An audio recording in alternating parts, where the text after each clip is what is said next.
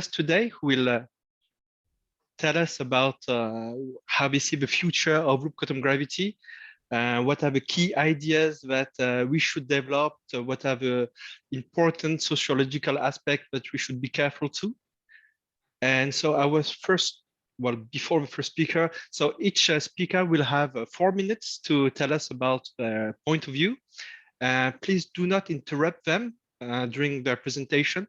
After each presentation, there will be time for questions. So just raise your hands and we'll call you to ask your question. So our first speaker is Professor Thomas Thiemann from Erlangen University, and I give you the floor. Hello, everybody. Can you hear me? Can you see the screen? Yes, we can see the screen. And okay. Thomas, yes, there will be Pietro has put a timer so that you can see how much time you have left. Okay. So I will start with what I think is a minimal wish list for quantum gravity. So quantum gravity is supposed to be a fundamental, as opposed to be an effective quantum field theory of geometry and matter fields. So we wish to have operators that drive the dynamics to be densely defined on a Hilbert space, which is supposed to be a representation of the canonical commutation or anti-commutation relations. The theory should reduce to the well-known theory of quantum field theory in curved spacetimes on the spacetime mg when fluctuations over g are small, and it should repair the classical GR singularities. So what is the status of quantum gravity or loop quantum gravity? So as everybody knows very well, applying perturbative quantum field theory methods to quantum gravity yields at least 3 problems. There are these divergences which are persistent, they do not go away. The perturbation series has likely to have 0 radius of convergence. There are no miraculous cancellations as far as we know. So there's an infinite number of counter terms needed, and therefore the theory is not predictive. How does loop quantum gravity perform in that respect? So we see that there's less divergences, ultraviolet divergences. There's no perturbation series because the approach is non-perturbative. However, there are quantization ambiguities, and in fact, there are an infinite number of them, which yield to at least an infinite number of a priori mathematically consistent quantizations. So the message is there are promising improvements, but loop quantum gravity is not yet a predictive theory. So what is the origin of these ambiguities? It's because of the following fact. They're classically equivalent regularizations of the Hamiltonian. Here I'm picking 2 of them, which have the same classical continuum limit as epsilon goes to 0, epsilon is some regulator, but the quantum operators are in fact inequivalent. So you give different spectra and so on and so forth. So the idea of constructive quantum field theory is a systematic construction of consistent regularizations. And this is the only non-technical part of my talk, but I will be brief on this. So so you're supposed to construct coarse graining injections where epsilon now has the interpretation of some resolution and or maybe a spatial resolution, and epsilon going smaller is supposed to yield the continuum limit of the theory. These coarse graining injections are supposed to be consistent in the sense that when you coarse grain, you can do that in various orders, going through an intermediate scale, and no matter how you do it, you can end up with the same theory. This defines for you a renormalization flow of the Hamiltonians, and a continuum theory is supposed to be captured by a fixed point of that. This idea has been quite successful. To date, literally all interacting wideband quantum field theories are constructed by CQFT methods. The examples include the P-phi2 class, so two-dimensional bosonic scalar field theories, 4 fermion interactions, the Turing and Cross-Neveu model class, and QD2 in 2 dimensions. And in 3 dimensions, there's lambda phi to the 4. So this is already my last slide. So what should we do? So there's 2 options, which are at the extreme end of what you can do. Stop worrying and start calculating. So this has the obviously the advantage to quickly connect to phenomenology. But of course, it has the disadvantage that infinite minus infinite is still infinite. So as long as there are an infinite number of parameters, measurements will leave an infinite number of parameters, and therefore the theory is still not predictive. The other point of view is stop calculating and start worrying. So you want to increase the predictive power of the theory and then therefore also gain theory recognition from outside. I think LQG can improve in that respect. Then of course the connection to phenomenology is at a lower pace. Conclusion is that working on both tracks is equally important, but we should keep the claims low as long as the predictive power of the theory is uncontrolled. So it's of course possible to take the usual point of view of effective quantum field theory. Thank you. Thank you, Thomas. So if anybody has questions, please go ahead. Raise your hand.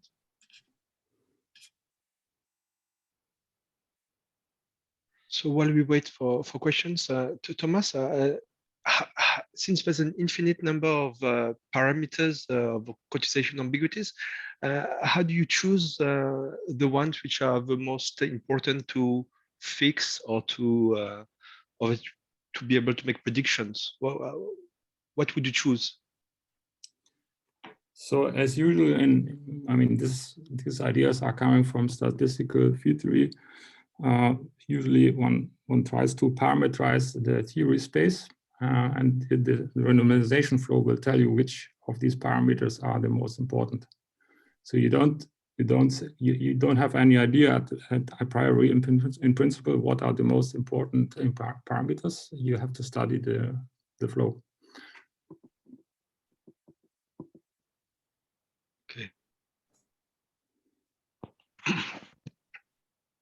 Any questions? So I will go with another question then, Thomas. Where would you judge of our progress on the renormalization flow of loop quantum gravity? Have we got somewhere? Of course, these ideas are not new. They are already around for a long time, and I think that from my point of view, there are not sufficient number of people working on this. So there's lots of things to do in this renormalization program, either from the covariant or from the canonical perspective. Yeah, this is my point of view. I mean, success would be if you could show, for example, same thing as we know from QCD, where you see that you could put the Wilson action into the exponential of the path integral, but you can also put other things there. But then you study the flow and you see that there are only a finite number of relevant couplings. And if you could prove something like this in quantum gravity, that would be a major step. Okay, thanks. Francesca, you have a question? I would like to hear the reaction of Thomas regarding the directions in which, in his opinion, phenomenology should go, because the problem of connecting with experiments is something that has plagued our community for a very long time. We were worrying and not calculating anything because we were too worried that predictivity, but I was very glad to hear that Thomas think that we should proceed bringing both together. So what I would like to hear from him, which kind of a phenomenology you think is more promising and which direction we can go. So I like very much, for example, this things that have been happening in quantum cosmology. So the first step was just to look at the homogeneous degrees of freedom, but then people bring in also the inhomogeneous degrees of freedom and take small steps and thereby connecting the theory to phenomenology. Now, this is in particular, so this approach is, of course, has a little bit of perturbative aspects to it, but still brings in some non-perturbative aspects as well, because the inhomogeneous degrees of freedom are quantized, making use of these non-perturbative techniques that we have been developing within the full theory. So this, I think, is a very promising starting point, and people keep improving and bringing in more complexity to these models. Daniele, you have a question? Yeah, I would be interested in hearing Thomas' opinion on whether this issue with ambiguities what is specific to quantum gravity in this issue? Because what he said is correct, and it seems to me indeed what applies to any physical theory we know, including the the call for a renormalization group analysis to partially solve the issue of ambiguities. I would like to know if Thomas sees something that is really specific to quantum gravity making the problem worse, or is indeed just that we should learn the lesson from other physical theories. And of course, one thing that is worse in quantum gravity is that we have less direct experimental guidance. And so what is the major distinction between quantum gravity and, let's say, QCD is, of course, the incredible non-polynomial nature of the interacting theory. So in QCD, we usually consider only polynomial terms in the Wilson action. But here, right at the beginning, even in the classical theory, we are confronted with non-polynomial interaction terms. And that is a major challenge. Having said this, still it is true that the principal ideas from renormalization can be applied also in this setting. So we just have to probably develop more sophisticated techniques to deal with this non-polynomial nature, but the general idea would be the same. Thank you, Thomas. So now we will move to the next speaker, who is Daniele Pranzetti from the Perimeter Institute. I'll let you.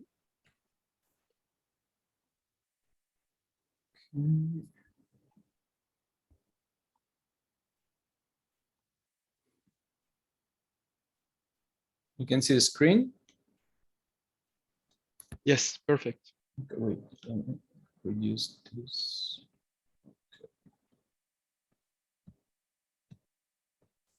Okay, so thank you, Hetera. I'm going to be talking about a framework that has been there in the past few years with the names that you see there, you all know them.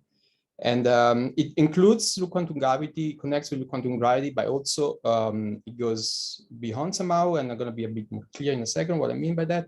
And it connects also with for the students with lecture that you've heard from Laurent, Marc, and Andy Strominger. Oops.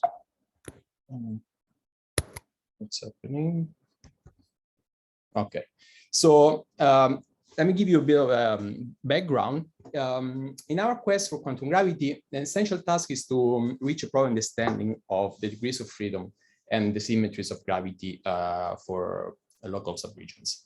Now, gravity, since we all know it's a gauge theory, its invariance under space-time diffeomorphism only represents a gauge symmetry. It's not a physical symmetry. gauge symmetries only label redundancies and have a vanishing charge, so we cannot use them to distinguish different physical states. Now, since by definition the Hamiltonian generators vanish on physical states. However, the situation is different when we have a boundary. Now, when we have boundaries, there is a subset of transformations which are gauged in the bulk, but which become physical on the boundary. And these acquire non-vanishing charge.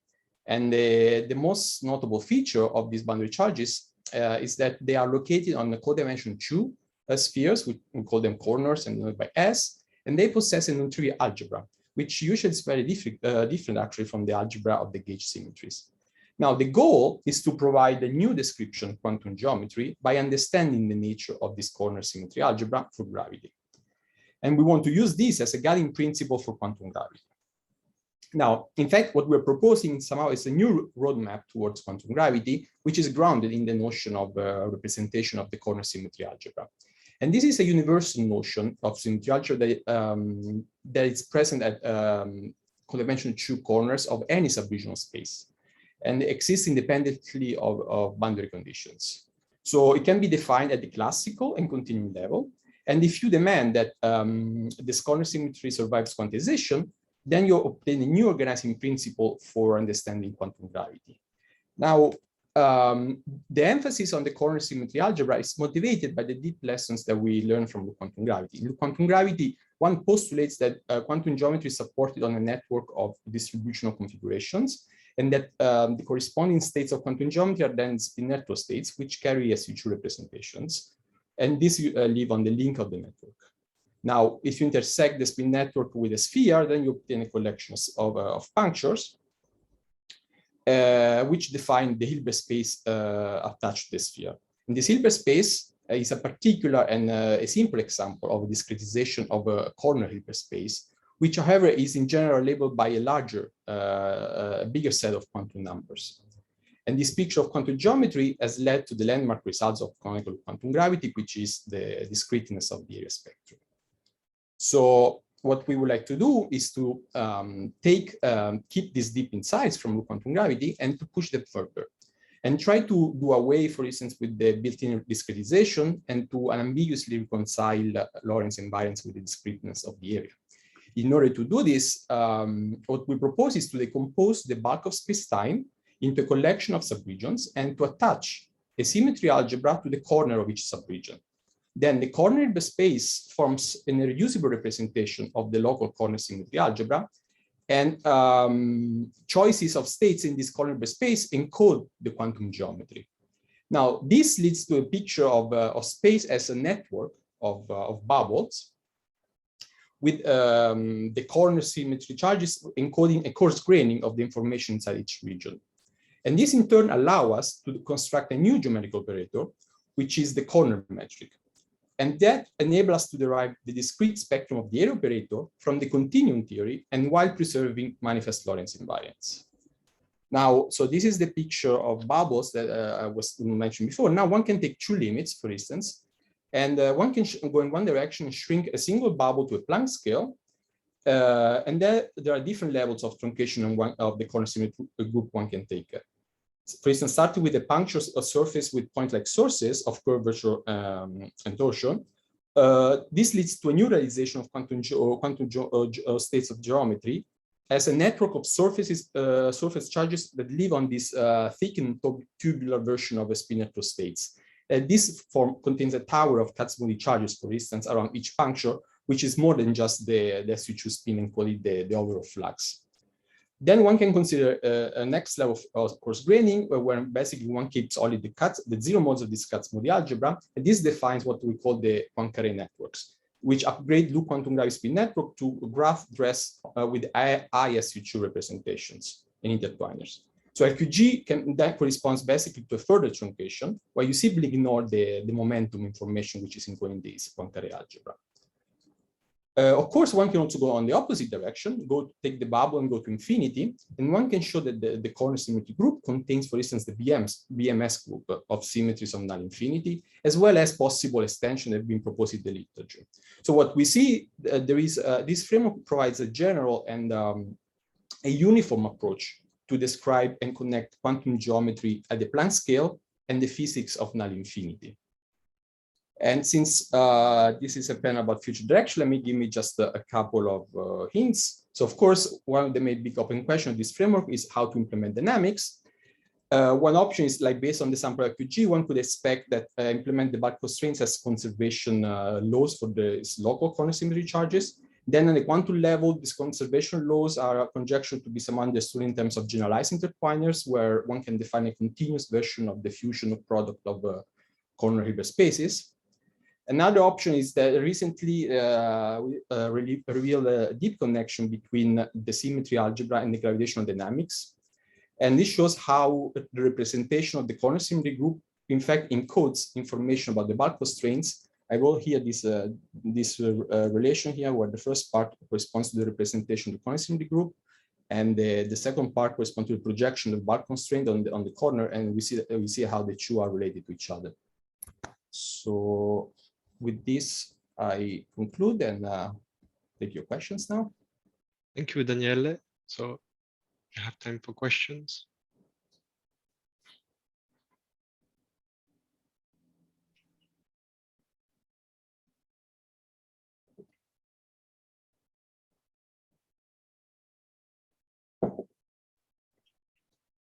Well, let me try one question. And Daniele, if you focus on quantizing the corner observables, how are you sure that you're not missing any bulk degrees of freedom of quantum gravity? So at this stage, this is, if you want, a bit of a conjecture in the sense that you take the example of like LQG, and you have like that in the quantum theory, you only have the boundary fluxes, and then you see that from which are smeared on the surface on the boundary, and then you reconstruct the bulk constraint by imposing the conservation of these boundary fluxes. So you can expect that, for instance, for the 3D spatial diffeomorphism, maybe you can do a similar thing. You can talk about charges on the corner, and then impose the bulk constraints as some kind of conservation or generalized notion of intertwiner for these charges, and trying to encode the information about the bulk in terms of this fusion of these corner charges across the boundaries, for instance. Thanks, Danielle. So if there's no other questions, we'll move to the next speaker, but feel free to ask a question to Daniele on the chat if you want, and we'll have more discussions later in the session. So the next speaker is Hongguang Liu. I'm not sure I pronounced that properly, but yeah, if you want, okay. If you want to share your presentation. Yes.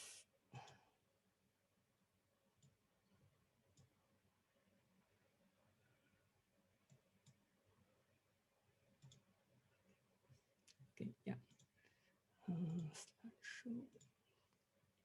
Yes, you can see my screen, right?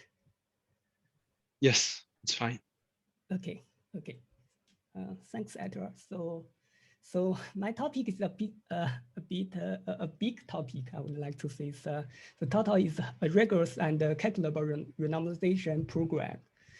So actually, I will show generally the idea of the renormalization program to maybe to the students to get a little bit familiar with the topic, and then I'll provide some questions based on my experience on this, on my previous researches, and maybe learn from you what is the next step and what we need to do towards this well-defined renormalization program. So the renormalization group is formally defined as a transformation on the series space, and usually the series space is defined as the set of all possible probability measures on the lattice, and this is the usual definition in statistic physics, and also maybe the rigorous definition in the quantum field theory, for example, in constructive QFT. And then this transformation on the probability measures can be taken can be transformed to the transformation on all possible Hamiltonians, maybe with some subtleties, for example, the infinite volume limit or something like that. And this map is usually it's called co-screening map on the lattice because it's co-screening process. And what is very important in the renormalization group flow is the invariant fixed point under the RG. And this invariant fixed point is actually scale invariance according to the definition of the RG, which is the transformation between scales. And there are trivial and no trivial fixed point. As we know, the trivial one is like the Gaussian one, which corresponding to a free series, and the no trivial one is a bit more complicated because we have both stable and unstable submanifold connected to the no trivial fixed point.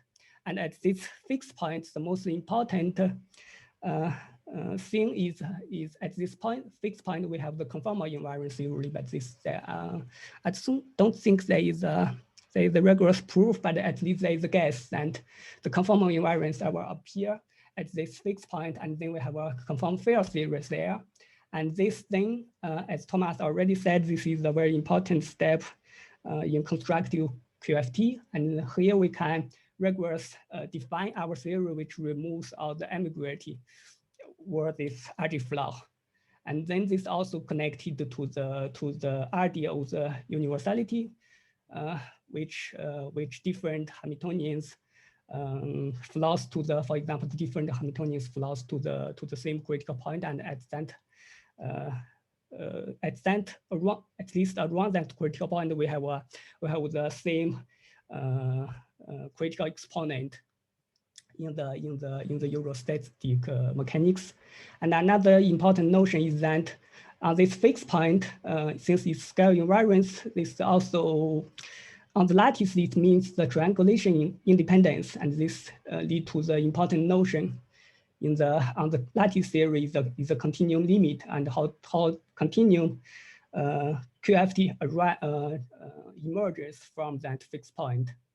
And then this lead to two notions. First is the emergence of continuum symmetry, and another notion is it lead to our observations, and it's very important for the things that predicted by the theory. So at least for the AQG, for the algebraic quantum gravity, from my previous work, we can show that this semi-classical continuum limit is well defined. So it's somehow seen that the RR limit is well defined as JR. But for spin-form models, for the covariant approach, I think there's currently unknown. And for both theories, the UV continuum limit is unknown. So then this goes to my question part. So well, as my topic says, is rigorous and calculable.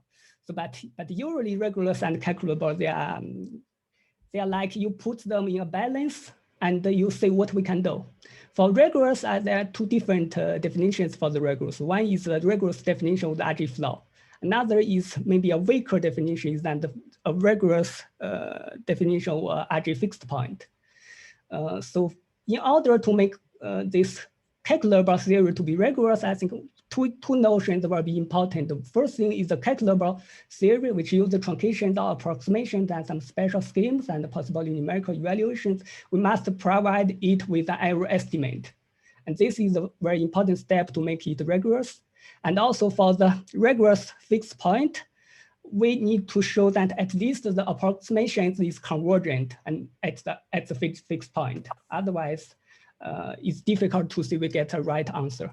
And these are very important questions, which I would like maybe somebody can answer, or we need to go along this way. The first thing is for maybe all of the renormalization scheme, rigorous renormalization scheme, or the practical renormalization scheme I know, they are based on the idea that the Euclidean path integral or the sum of partition function to define the renormalization group. These are more in the Western renormalization group definition. But we know in a background independent things, it's hard to say what is the Euclidean path integral, especially in the covariant form. in the canonical form, since we have Hamiltonian, it's maybe easier to define the problem. But for spin-form models and group field theory, how to define the no perturbative renormalization scheme in this without a Euclidean path integral is maybe a big question. Another thing is the old question: shall we use gauge fixing or gauge invariant formalism? Because a well-defined quantum field theory on lattice is usually using gauge fixing, such that you have a finite dimensional integral along variables. And then is a real space scheme or momentum space scheme. Because if we want to apply all these theories to the, for example, cosmology, the cosmological perturbations is somehow in favor of momentum space, because we say all the CMB perturbations, all the perturbations and CMB observations, they are based on the power spectrum and the momentum space representation. And then is the cutoff and the regulators. What cutoff and the regulators will appear from this regime, and what regulators we need to take when we're doing the renormalization program in practice. For example, that an important notion in the loop quantum cosmology is that there is a mu-bar scheme where the minimal area appears as a regulator. And maybe one wondering, do we also have such UV regulator appears naturally from the space force theory? And actually, in our recent work, we propose a dynamic lattice triangulation. This is somehow inspired by the Wilson renormalization group, where the time can be regarded as a scale. And then using this dynamic regularization, we can show that from the force theory, the mu-bar scheme, well, a similar mu-bar scheme will appears naturally from here. And then you have the scale independent cosmological bounds as a UV cutoff somehow. And then another important thing is the spin cutoff, because we know that the Hilbert space is. I'm sorry, Hongguang. Yes. I think we should stop. Okay. So there will be one quick question from Bianca, and then other people can post a question on the chat. Okay. Yeah, so my understanding is you did ask these questions yourself, and so maybe a quick comment to several points which have been considered. So I do think that we should not look into the Euclidean theory, that this is dangerous and we need something like a Lorentzian theory of renormalization. One thing you mentioned is a real space versus momentum space renormalization. And here it's actually that this should be, again, determined by the renormalization flow and the dynamics of the theory itself. So momentum space is actually an invention, and for which renormalization flow for normal quantum field theories becomes quite simple. But the renormalization flow itself should basically provide the most convenient variables in which to consider kind of cutoffs and renormalization flow. And that has something to do with this embedding maps which have to be, which Thomas mentioned, but it should be dynamically determined. And that's all described, or that's kind of included in tensor network renormalization. So there's kind of tensor network renormalization, if I understand, is a real space scheme somehow. Yeah, no, tensor networks can also define actually a Fourier transform. Yeah, if you use wavelets or something like. So I can explain that to you, some other time. But they can actually lead to Fourier transforms. That happens if you actually apply tensor network renormalization to a free field theory. You do get to wavelets, and then that's wavelet. Yeah, that's I know. That's wavelets. Yeah, but then the interaction part is. But wavelets are basically just a generalization of Fourier transform. Yeah. Sorry, but we need to move on. Thanks for your comments, Bianca. Sorry, Danielle, if you can ask your question in the chat. And thanks, Hongguang, for your presentation. The next speaker will be Sylvain Carrozza. Hi, can you hear me well? Is it good? Yes. Can you hear me? Yeah, okay. Yes, hear you. Okay, so nice to see you all. I hope all is well. So should I go? Or, yeah, can you see my screen? Yes, we see. Yes. Sorry. Yeah, so I guess I will just reiterate some of the points that have already been made, but maybe in a stripped down version. And I will maybe frame the discussion in a slightly larger context of non-perturbative theories of dynamical and random geometry that include LQG, spin forms, but also cousins. And my main point is that I think we still need to work on developing more better and more reliable methods allowing to extract universal predictions from such proposals. And that without such methods, I think we cannot realistically expect to address the major open questions we would like to address, namely first connect to physics we already know and check that these non-perturbative theories in fact do lead to the physics we know, which is not built in, owing to the fact that it's non-perturbative. And second, hopefully make new and testable predictions. And yeah, as it has already been pointed out, in standard quantum field theory, this set of methods that are reliable go under the umbrella of a renormalization group. And just as a reminder, conceptually, the renormalization group allows you to define a flow in theory space with respect to an externally defined notion of scale. And technically, it works best. It leads to nice predictions when you have a perturbative scheme that allows you to explore the theory space around a QFT phase you already understand well. And this might be a free theory or a large N QFT, for example.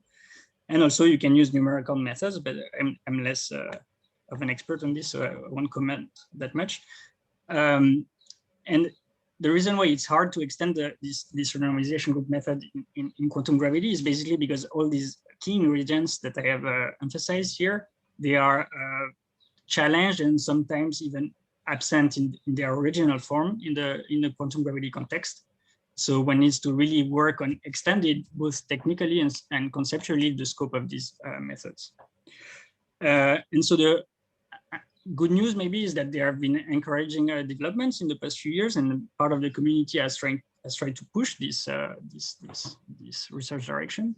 And for example, in the context of spin forms, I think we have now two renormalization frameworks, which are in principle internally consistent, but are quite distinct because they rely on distinct interpretations of spin form themselves. So they are either the lattice interpretation, where the technical tool is mainly tensor networks, and the Feynman amplitude interpretation, where the technical tool is mainly group field theory. And yeah, so I think it's good to keep in mind that these frameworks exist, and in principle they may be used to extract unambiguous predictions from our beloved models. But the limitation, of course, is that so far they have been only tested on very simple toy models, and so what remains to be done, I think, is to really bridge the gap between formalism and physical applications. And so it's going to be hard, of course, but what I think it would be really nice if one could find out a kind of intermediate stepping stone in the form of a simple model that I would like to dub the Ising model of quantum gravity, maybe, that's simple enough to be solved with our current methods. And so where the whole community could look at this type of model with their favorite tools, and then we could try to compare, contrast, and decide what methods are more promising, both conceptually and technically. And also a model that would be rich enough maybe to capture key mechanisms that might support the emergence of a nice and smooth classical geometry from the quantum geometric fabric. And I think only then, that would be of great help in order to already start, deriving from the formalism in a semi-rigorous way, at least qualitative features which are robust and which are really predictions of the theory, not of the assumptions that we need to make along the way to produce a result. Okay. And that's it. Thank you. Thank you, Silva. So is there, yeah, Bianca has a question. Yes. Okay. So maybe that was your point, but I think it might be quite difficult to have a simple model which can be solved and something which captures all the key mechanisms. Do you have any ideas what this model could be? Well, not really, but for example, I was thinking, for example, in recent years, there have been a lot of work from different quantum gravity communities on GAT gravity as a kind of model of quantum black holes. And I'm not saying that this should be the type of model we should have in mind, but I think that the kind of dynamics that emerge from these works would be interesting. I would love to see it in this community. You know, that the whole community focuses on one question with different methods, and then they try to make progress. You know, by comparing guesses to slightly more refined results and stuff like that.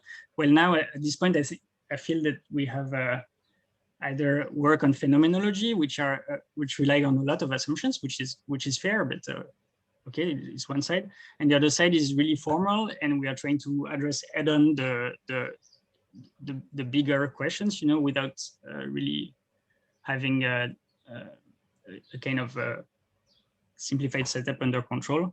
And so I don't have a proposal, or otherwise I would write a paper. But since it's a kind of discussion to motivate younger people who still have some youth,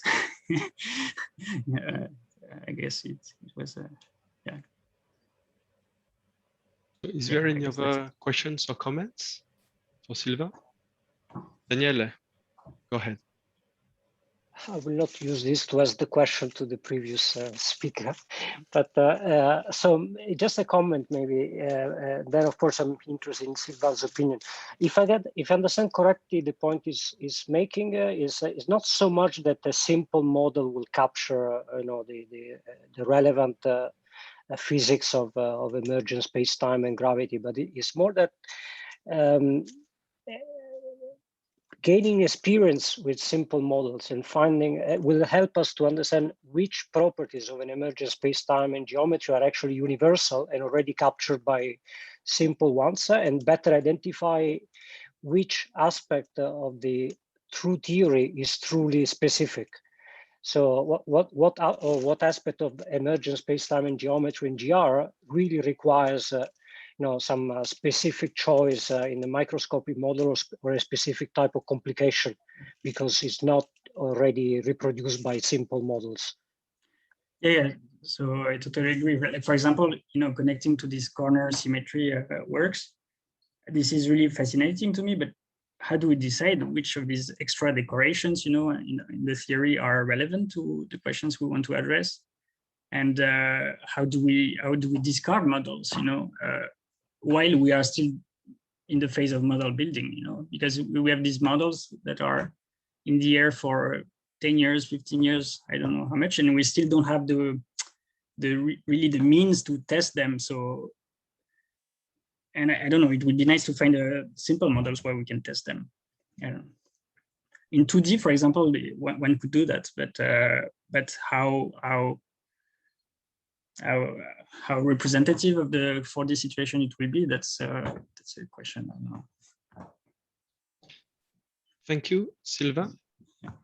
So we will move to the next presentation, and the next speaker will be Ed. Ed, are you here? Yes. Can you hear me? Can you see my slides? Yes. Okay, yes, great. Everything.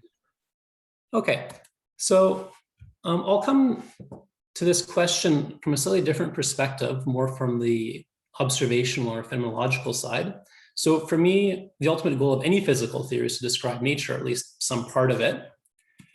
And for quantum gravity, this means understanding a number of different things. And here I have a partial list. So of course, we'll understand what exactly the role of quantum mechanics is in space-time physics. We'd like to know what the microscopic structure of space-time looks like. And we also want to make contact with observations and experiments. And our best chance for doing that, I think, is to try and understand quantum gravity effects in high curvature regions, and in particular in early cosmology and black holes. And of course, to do this, we need a reliable mathematical framework, as the speakers before have emphasized. So here in my 4 minutes, I want to focus on making contact with observations. And although I'm coming from the observational perspective here, I do want to point out that sometimes by trying to make contact with observations, this can provide some important guidance for theory development. It probably won't be sufficient alone, but it can give some insights that could prove to be important. Okay, there's a lot of ongoing work in both studying cosmology and black holes. I won't go through this here. Of course, this work, I think, has been given a lot of interesting results. It's very important and it's ongoing, so this is by no means complete. But since this is a panel for future work, I don't want to spend so much time talking about things that are currently in progress, but rather point out some problems that haven't yet been considered in much detail. And so there are two that I want to mention here, one in cosmology and one in black holes. So the first problem I'd like to emphasize is the Trans-Planckian problem in cosmology. So if we have an expanding universe, like the universe that we live in, if you do cosmological perturbation theory, in the early universe, linear perturbation theory is sufficient. And so you can just look at your perturbations Fourier mode by Fourier mode. And as the universe expands, these Fourier modes expand with it. So if today you have a long wavelength mode, and by long wavelength, I just simply mean that its wavelength is much greater than the Planck length. If you trace it back in time, it would have had a shorter wavelength in the early universe.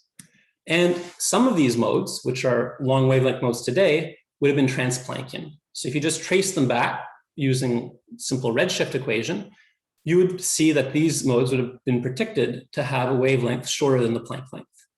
So the first question that I think I have is, do these Trans-Planckian modes exist in nature? And if they do, presumably this is a highly quantum gravity regime. So how are their dynamics modified by quantum gravity? Or if they don't, then what this would mean is that as the universe expands, you have these new Fourier modes that pop into existence. So is this a process that we can describe in some way? So this is one question that I think we should address within the context of cosmology. As far as black holes go, there's been a lot of work in the field looking at Schwarzschild black holes, but the black holes that we know of in our universe are rotating black holes. So the ones that have been observed by LIGO, that have been observed by the Event Horizon Telescope, these are all rotating black holes. Although not extremal black holes, it's worth mentioning. Now, so if we want to make contact with observations, we really need to go beyond the spherically symmetric black holes that we've studied so far. And here I have a wish list. It's very ambitious, but I think this is what we should be aiming for in the long run. We should have a quantum description of what these rotating black holes look like.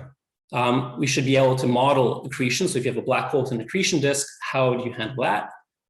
Presumably, there might be some modifications to quasi-normal modes. And finally, again, this is very ambitious, but as a long-term goal, it'd be nice to understand the in-spiral, merger, and ring down of binary black holes. Of course, this is very well understood from the horizon out.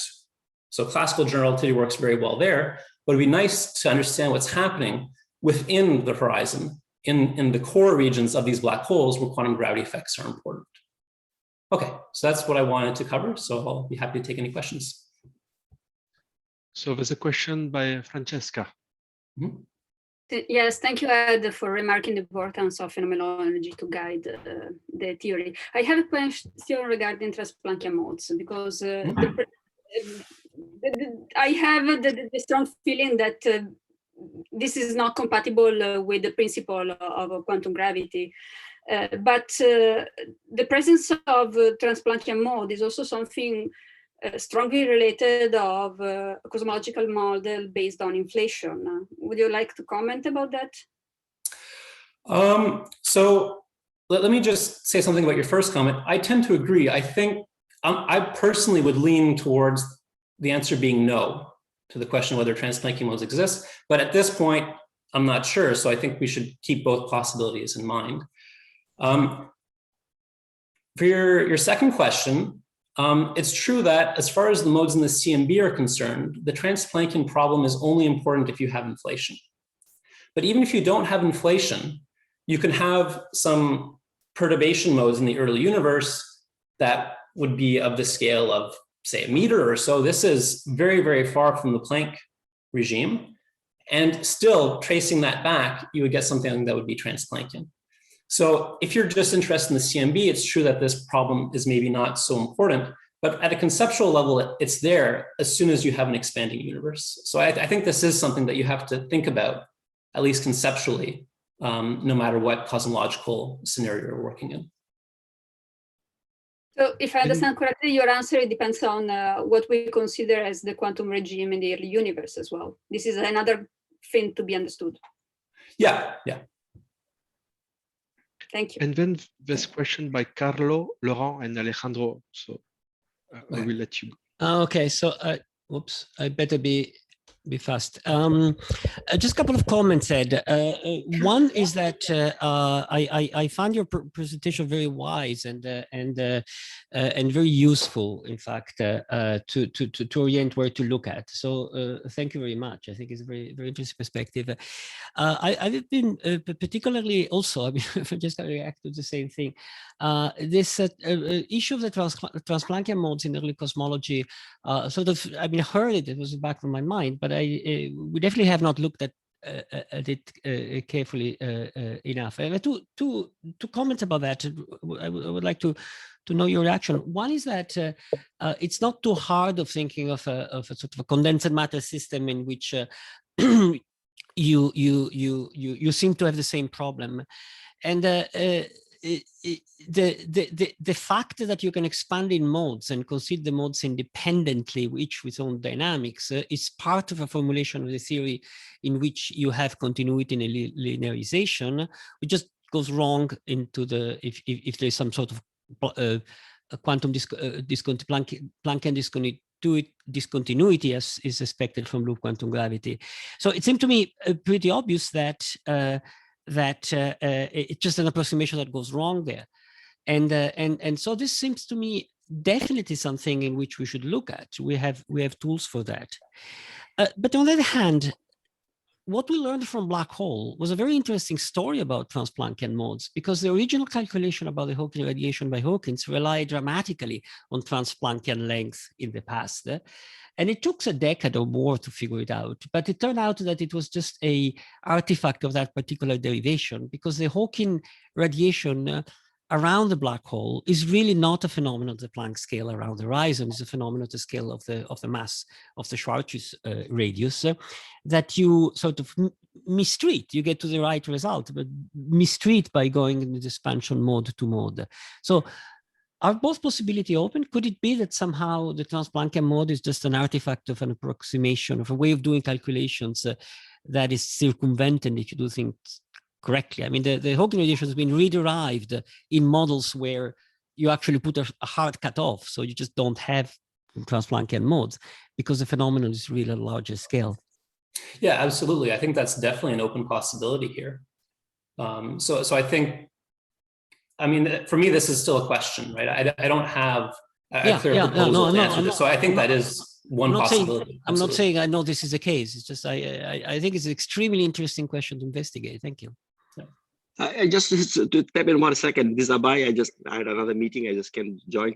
I agree completely that in fact this is a issue about the approximations that are being used, but we don't have time to discuss that. But I can discuss it later. Okay.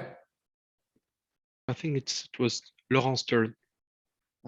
Thanks, Ed, for this talk, and thanks for emphasizing the importance of the Trans-Planckian problem. I think it's one of the fundamental problems of quantum cosmology, which is often ignored.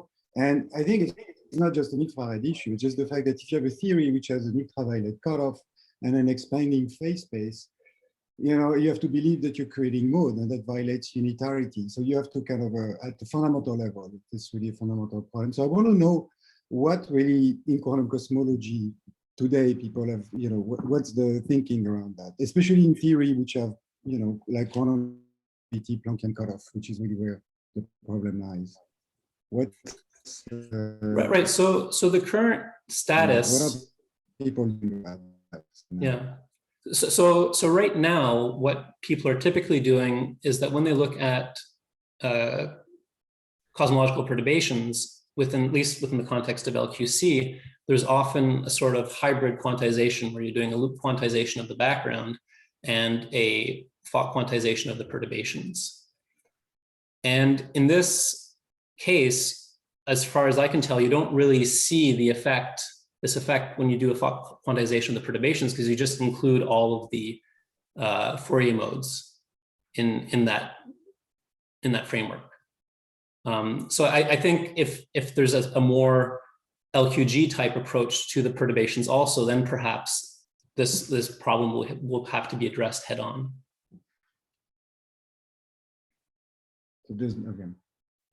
Okay. So Alejandro, if you have a quick question.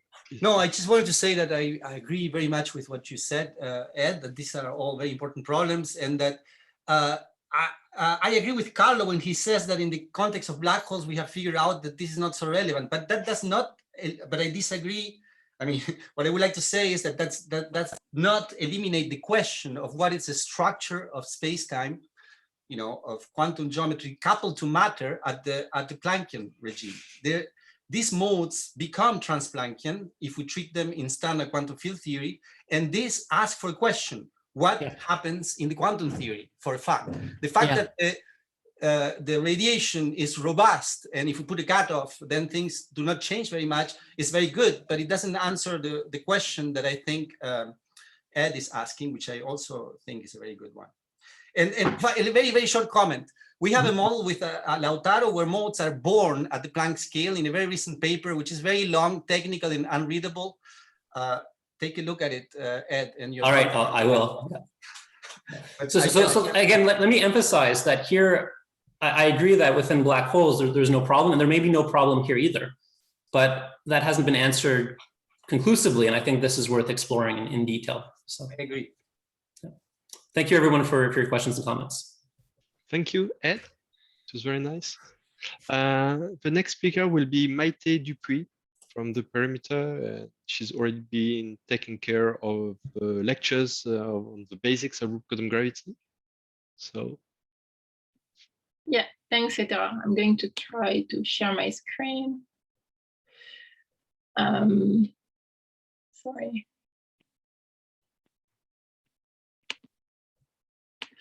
Okay, and I've chosen to, so yeah, when Etera asked me about what I could say about essential feature to develop in the future in loop quantum gravity, I kind of gave few options, and at the end I chose to talk about something a bit different that everyone is talking, and I think Etera mentioned that in this introduction as more a sociological aspect.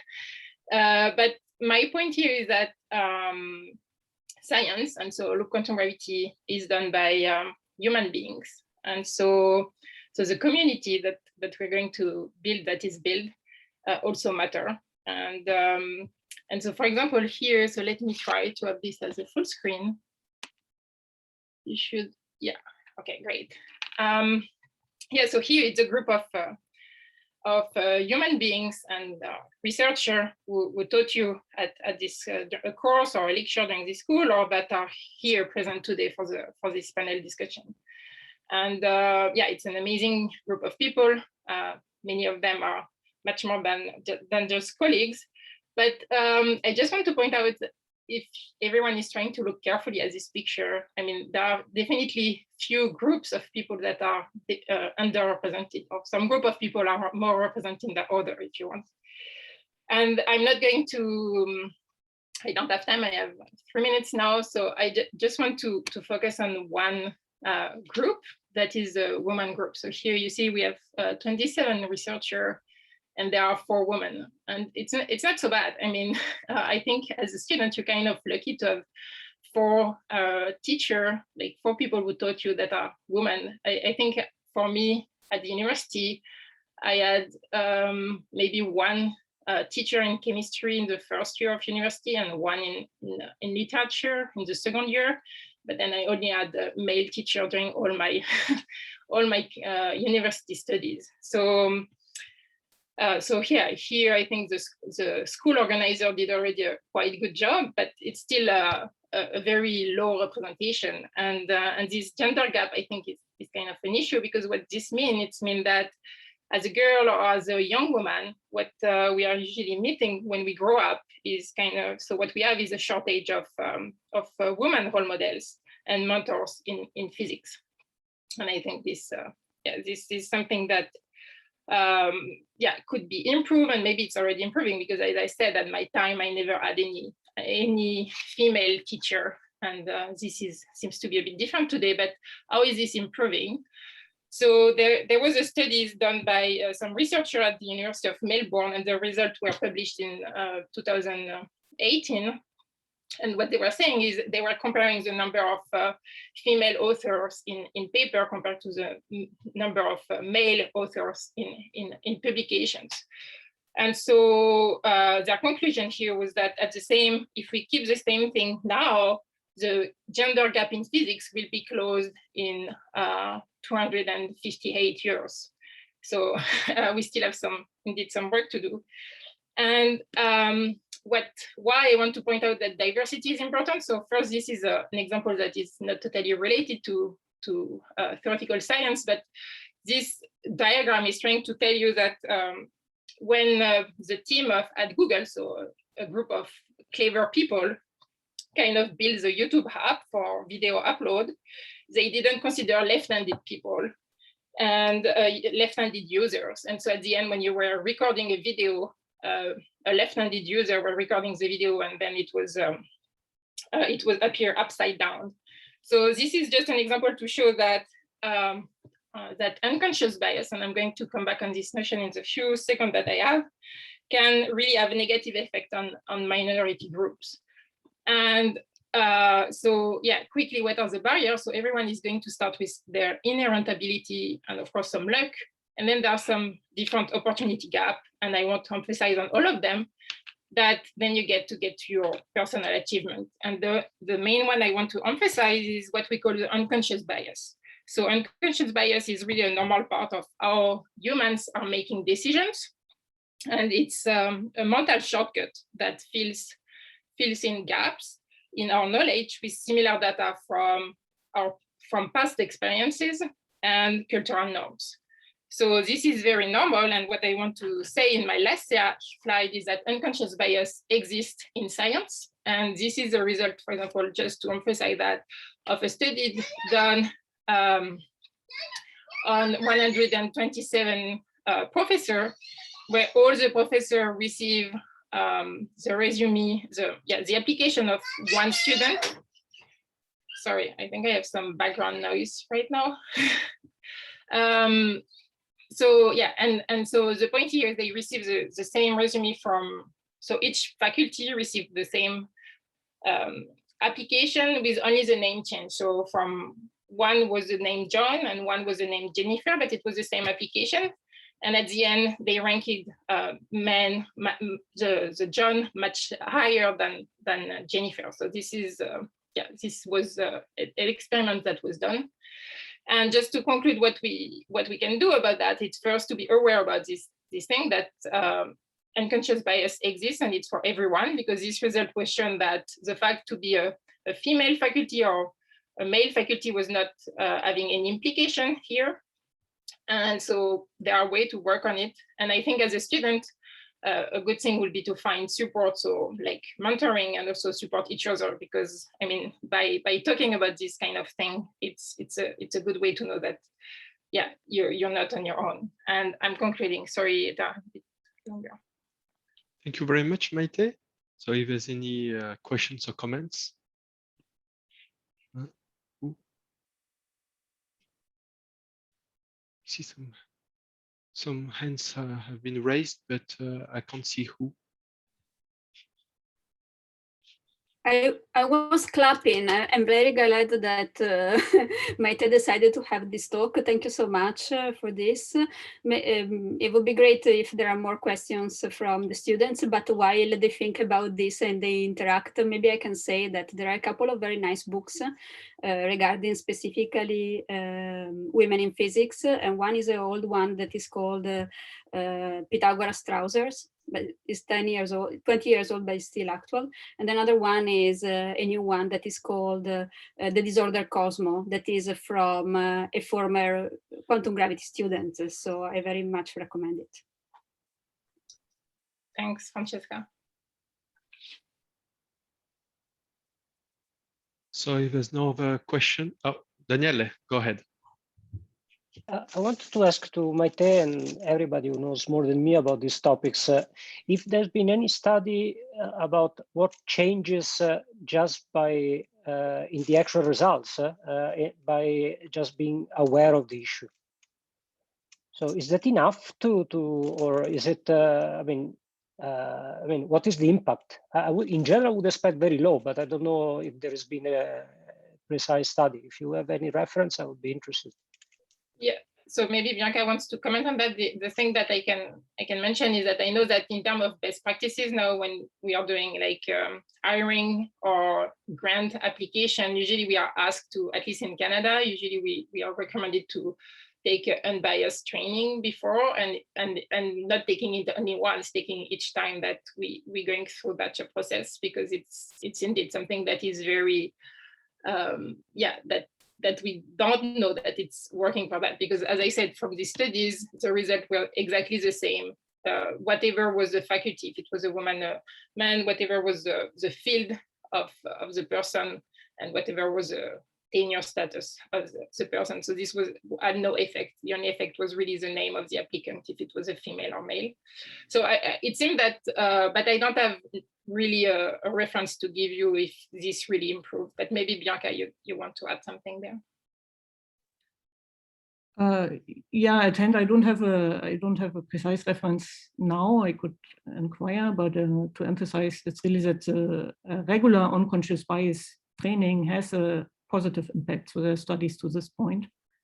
And then, of course, changing the experience we all have, that is increasing diversity, will change your unconscious bias basically.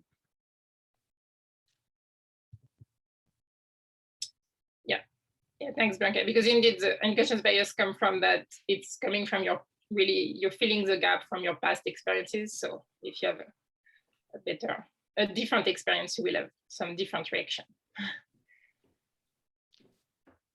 Sorry, all. We should move on. I'm really sorry. Well, thanks a lot, Maite, for this presentation and this point. So the next speaker will be Marc Geiller. All right. Okay, so hello everyone. It's nice to see you, and I hope you're all doing well. So I just have one slide because I wanted to have a very brief discussion with you about the situation with matter in quantum gravity, and more specifically, of course, loop quantum gravity. Because so in red here, there is a question, something I'm sometimes worried about. So my worry is that it seems that we're sometimes making the assumption, or maybe the wish, that pure quantum gravity exists as a theory. So first of all, I want to ask you what you think about this, if this is indeed what we're doing, or what we are assuming or wishing, that pure quantum gravity indeed exists. Then in blue, it's just a quick thought experiment, or maybe a historical reason for this, because, so of course, quantum theory was developed based on the study of matter fields. And so both quantum mechanics and then quantum field theory. But then, of course, we were fortunate enough to develop, people developed very powerful techniques to understand what these quantization techniques are. So canonical quantization, we understood the path integral, we understood more mathematical methods like geometric quantization. So then maybe I just worry that somehow we got fooled into thinking that we could just take these methods and apply it to theories without matter. And maybe we should worry and ask the question if this is a problem. So if we do a thought experiment and try to imagine what it would mean to be in a world without matter, but still try to discover quantum mechanics, this seems completely impossible, because if we just have quantum gravity, I can't imagine how we make experiments to discover the quantum nature of this gravitational field. And then for more practical reasons, I'm just asking the question to people in the audience to know if there are hopes that coupling the theory to matter could help solve some of the ambiguities that that we have been facing for the recent years, and also the ambiguities that have been mentioned in this panel. For example, in asymptotic safety, I think people have made a lot of progress by thinking about, of course, the coupling to matter, and seeing what type of constraints we get by consistently including matter. So then in green, I have this begs a question, because if we take this seriously now and think that we should really try to couple LQG to matter, I also want to ask how we should actually do this, because it seems that in all the textbooks we have on loop quantum gravity, there is a recipe to couple to matter. And this recipe, at least it seems to me, is just saying that, well, since LQG is formulated as a background independent type of lattice gauge theory, we can just couple gauge fields by using the fact that we know a lot about lattice gauge theory. And I want to know if this is maybe too naive, or if this still applies, or if people have given some thought into this direction. Because, for example, it seems that already for three-dimensional gravity, which sometimes we try to, and we like to take as a proof of principle for the fact that, well, 3D quantum gravity tells us that we have a control on canonical LQG, and we can also relate it to spin foams, and we have the Ponzano-Regge model, and we can do all sorts of nice things with these models. But it seems that already if we couple this topological theory with a scalar field, then we are back to square one, because everything becomes infinitely more complicated all of a sudden. So because of this, I would like, so that's the purple point here, I would like to urge people, and of course also myself, if we try to explore different directions, to always keep the inclusion and the coupling to matter in mind from the onset. So just such that we don't develop a framework, and then at the end of the day, we don't know how to couple matter, and we have to, and kind of everything we have developed for nothing. And so, and maybe, for example, the model that Sylvain mentioned, thinking about two-dimensional quantum gravity could be useful, because in 2D, of course, pure GR does not exist. There is always I mean, these theories exist because there is a matter field, there is a dilaton. And so maybe if we think about trying to quantize these models, we are forced from the onset to include matter, and we can learn about maybe what we have to do to consistently couple canonical LQG or spin foams or other cousin approaches to consistently include matter. And that's it. Thanks. Thank you very much, Marc. I think Carlo has a question. Yeah, it's more a reaction. Since also Marc nicely formulated these as questions, I think I would follow what Marc says, and second, as you say in political meetings, Marc in saying that we should study the role of matter more, and we have been neglecting it. I think it's true. I mean, and I want to emphasize that this is a very good point. I would be a little less suspicious on about the theory without matter, because the 2D and 3D models, of course, they are, as pure quantum gravity theories, they are extremely funny and strange and peculiar. And the fact that we can do things there, and of course, obviously doesn't work with matter.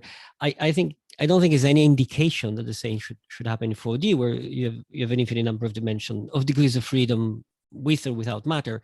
It's only in 2 and 3 dimension that you have 0 or a finite number of degrees of freedom if you don't take matter, and there is a difference. I see no reason a priori why quantum gravity should not be like QCD or like Maxwell theory, which have sort of relatively well-defined quantum theory by themselves, which then couple to matter. And I don't see reason to suspect that this is not the case. I mean, there are textbooks, as you point out, where the matter couplings are defined. My book on loop quantum gravity has in fact, both loops have a chapter coupling to matters. And there are also been later developments.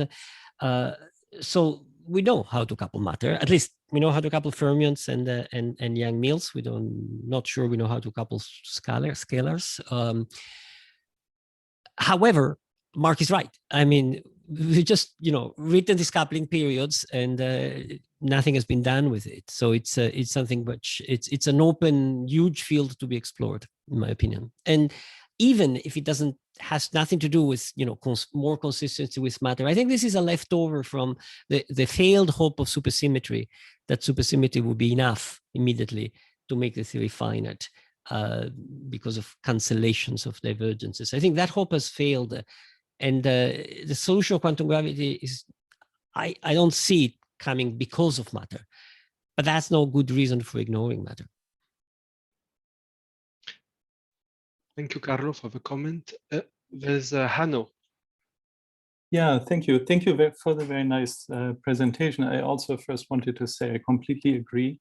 Like matter seems to me to be also important, and my hope would also be that not any kind of matter can couple consistently to loop quantum gravity, but only specific, yeah, so that we can be a little bit more than just a gravity theory, but we can also say something about the matter sector. That would be very nice. My only comment goes in the direction of what Carlo said, that in fact, nicely, we have some ideas how to couple fermions, for example, and they're both, you can sort of justify them from some detailed calculation, but also they're aesthetically very pleasing because we just have open ends in spin networks. And basically these are the, or at least they're sit are matter particles, or some of the matter particles. So if you want, you can just take spin 1/2 open ends, but one could also say that whatever one has higher spin open ends where higher spin theories could couple. So I have hope, but I think it's really a very good point. Laurent, if you can make it short, Yeah, it'd be great. Yeah, thank you, Marc, for raising that point. I think that that's a very important point, and you're right. It's not been looked at enough.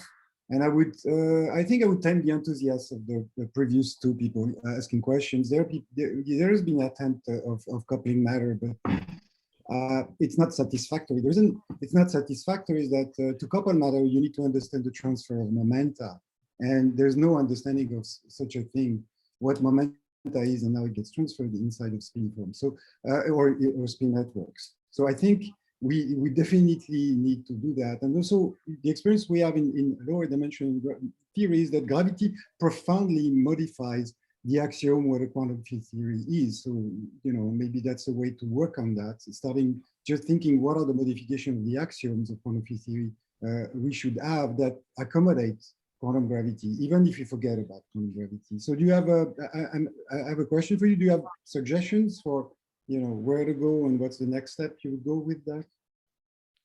I don't really have a concrete proposal, but I think I would agree with you. And in fact, I didn't want to phrase the green questions in a provocative manner, but I wanted to, I think I also agree that even though we have things written in textbooks and in papers, I think if we really invested time looking into actually coupling matter and extracting physics from this, we would probably encounter extra difficulties, and which would tell us that that maybe we've been too naive when we wrote these matter couplings. But I don't know, this is just a wild guess, because it's what happened.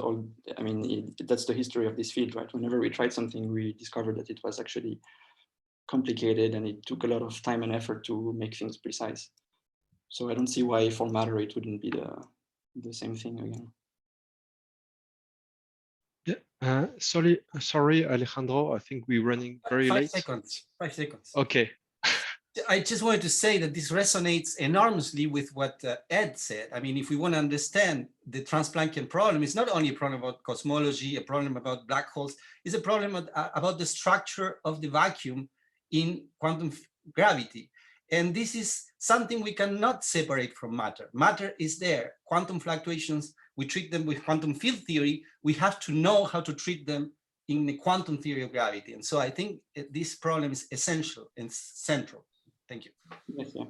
And indeed, just to if I can, for 10 seconds, because indeed, all the development we've had in the great developments in loop quantum cosmology, they were possible and everything makes sense just because there is matter, because we know there how to describe both matter and loop quantum gravity. And without matter, we wouldn't have any of these results. Sorry, Francesca, we really need to move on. So thanks a lot, Marc. And the next speaker will be Steffen Gielen.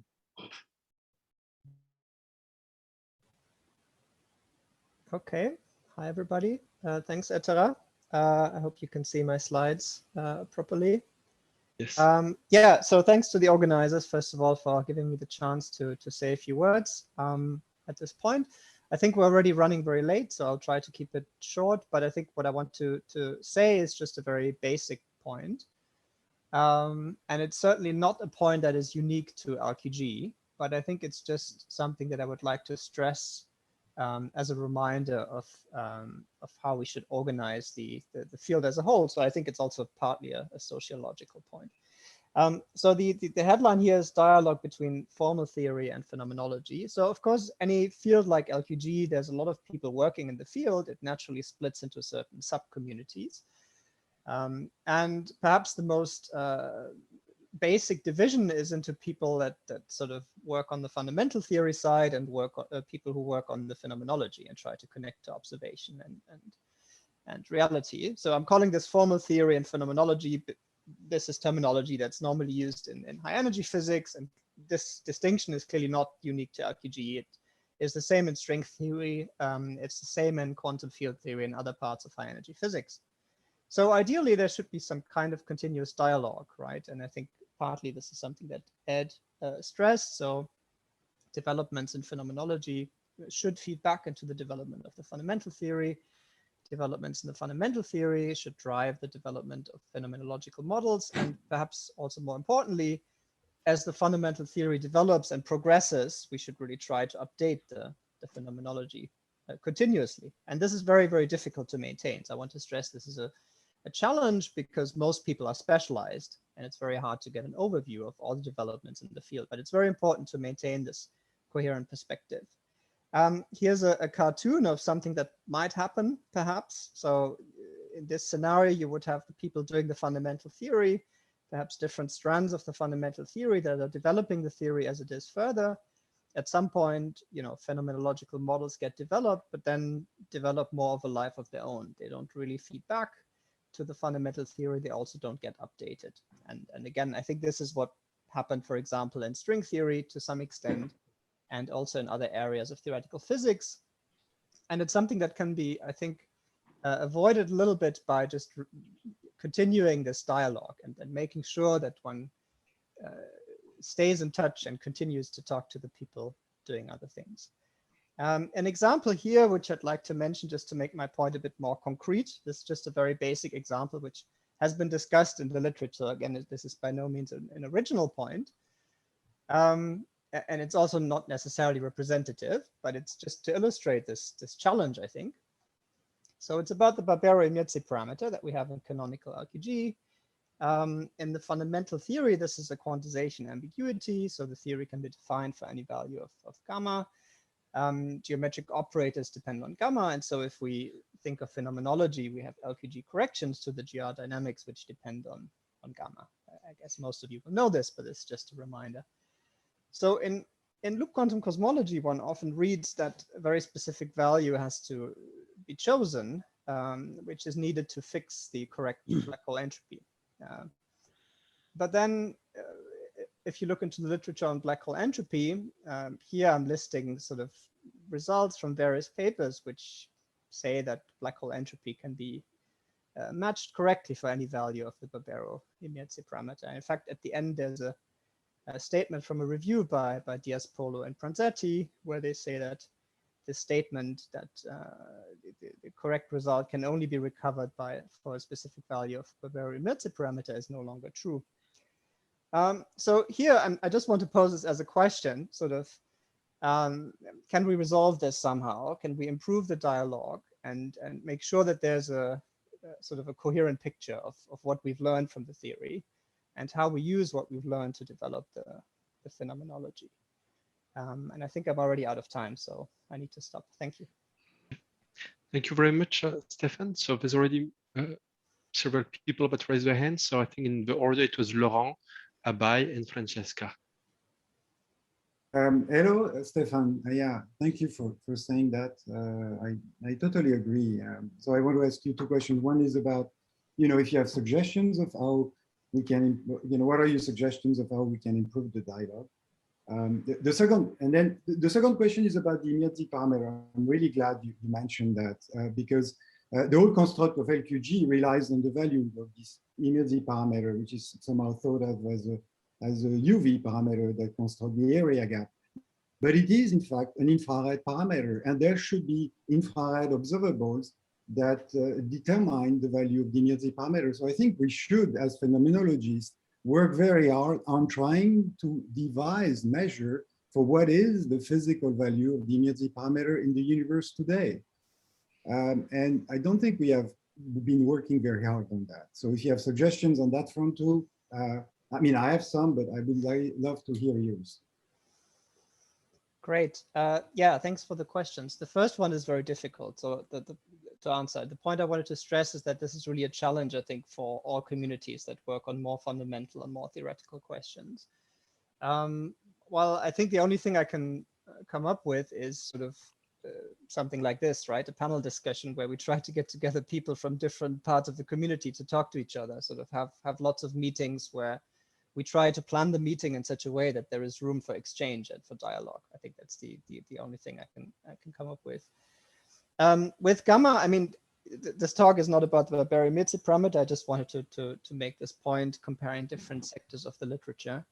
But yeah, I would certainly agree that it's very fundamental for any kind of phenomenology to understand better the role of this parameter. So I would agree that this should be one of the central research questions for the field. Maybe you had not just a question. Maybe we should have a conference on that. Phenomenologists and theorists of how to measure better, or what are the observables. Yeah, okay. I agree. So I think Abai had wanted to say something. I agree completely that this is a very important issue, and I think I was also going to talk about it in my own talk. The reason why it is so difficult is basically because very different skills are needed.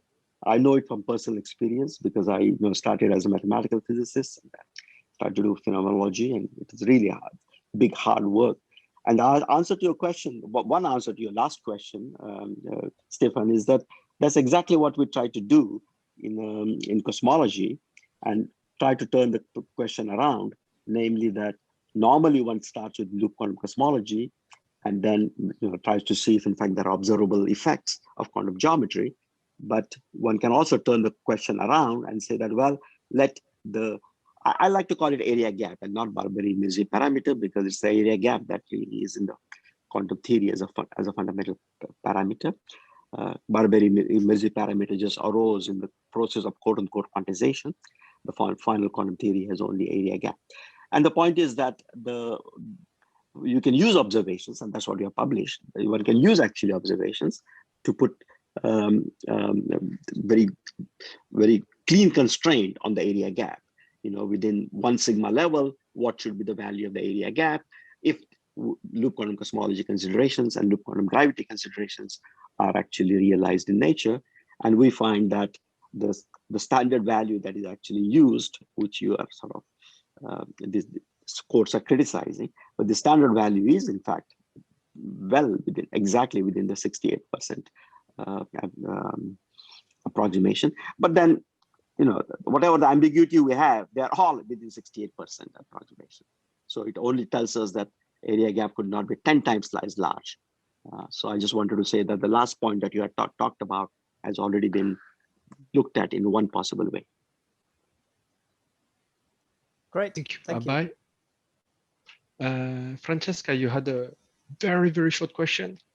I have a very short comment, but I think it's impellent at this moment because there are young people listening. And from the previous talk, it seems like that in our community, there is people doing physics and people doing phenomenology. And I don't think it's true. I think that 60% of our community is doing mathematical physics, 30% is doing physics, and this is what is called phenomenology here. But the real phenomenology is something else. I think maybe then 5% of people are doing that. And it means getting your hand in the dirty, because when you try to confront yourself with data, then you discover that even if you try to improve your mathematical model, the number of parameters in your mathematical model are much less than the number of parameters that govern the current cosmological models, for instance. So coming closing regarding the question about how we improve the dialogue and so on, how do we connect the theory with data? Well, it's not about what we can do as a community, but what we can do as a community to include the people in observations, doing astrophysics. So it's their job to do phenomenological model. And what we can do as a community is to be very clear about, not about all the things that we are trying to refine in our theory, but to give a very clear hint about the things that are universal, that are stable, that are common of all our models. For instance, the fact that there is a minimal area gap, that there is discreteness in the volume and the area, the fact that there is a bound in the curvature, and all these things can be used to make a phenomenological model and put in the hand of people doing observations. Great. Thank you very much, Francesca. Thanks. Yeah. You have a comment to do, Steffen? Or... Not really. I think it's just more back to this. I think it's also important that phenomenology, whatever it is, keeps track also of developments in the fundamental theory. That's another point I wanted to stress. Yeah, apart from that, I agree with the perspective, of course. Thank you. Okay. Thank you very much, Steffen, for the presentation. And the next speaker will be Bianca.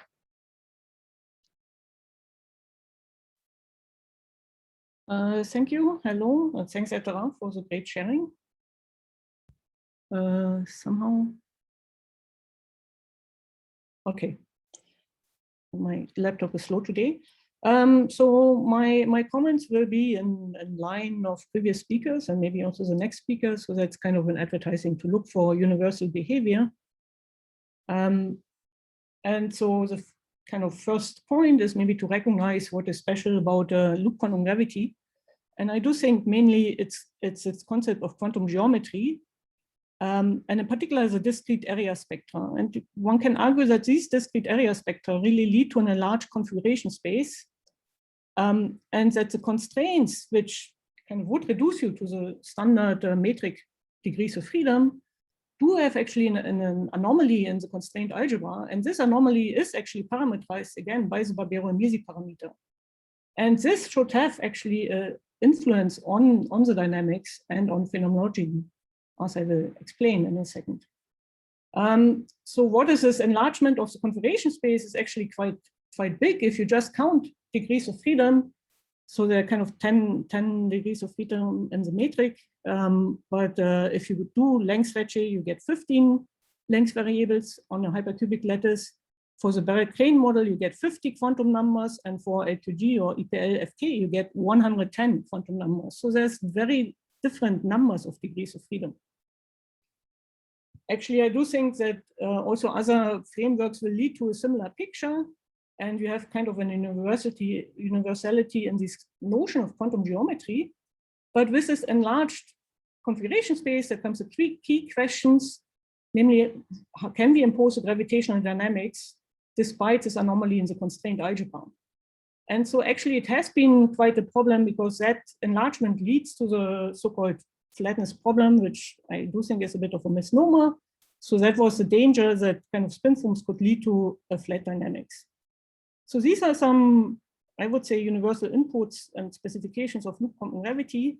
If it comes to the dynamics as defined by spin forms, we have a number of different models, which to some degree you can actually classify how these additional degrees of freedom are treated. I mean, technically is how do you impose simplicity constraints, but in the end, it's really what do you do with these additional degrees of freedom?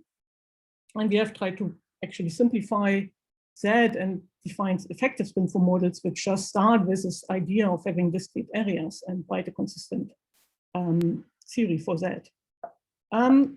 So these additional degrees of freedom are in particular relevant if you do consider gluings of syntheses and larger lattices, many investigations that, yeah. I'm so sorry, Bianca. I don't know if it's true for other people, but your color palette is blocking your slides for me. My color palette. I'm not sure what. It's just a pop-up window that's blocking your text. Okay, I don't. I just see the full screen.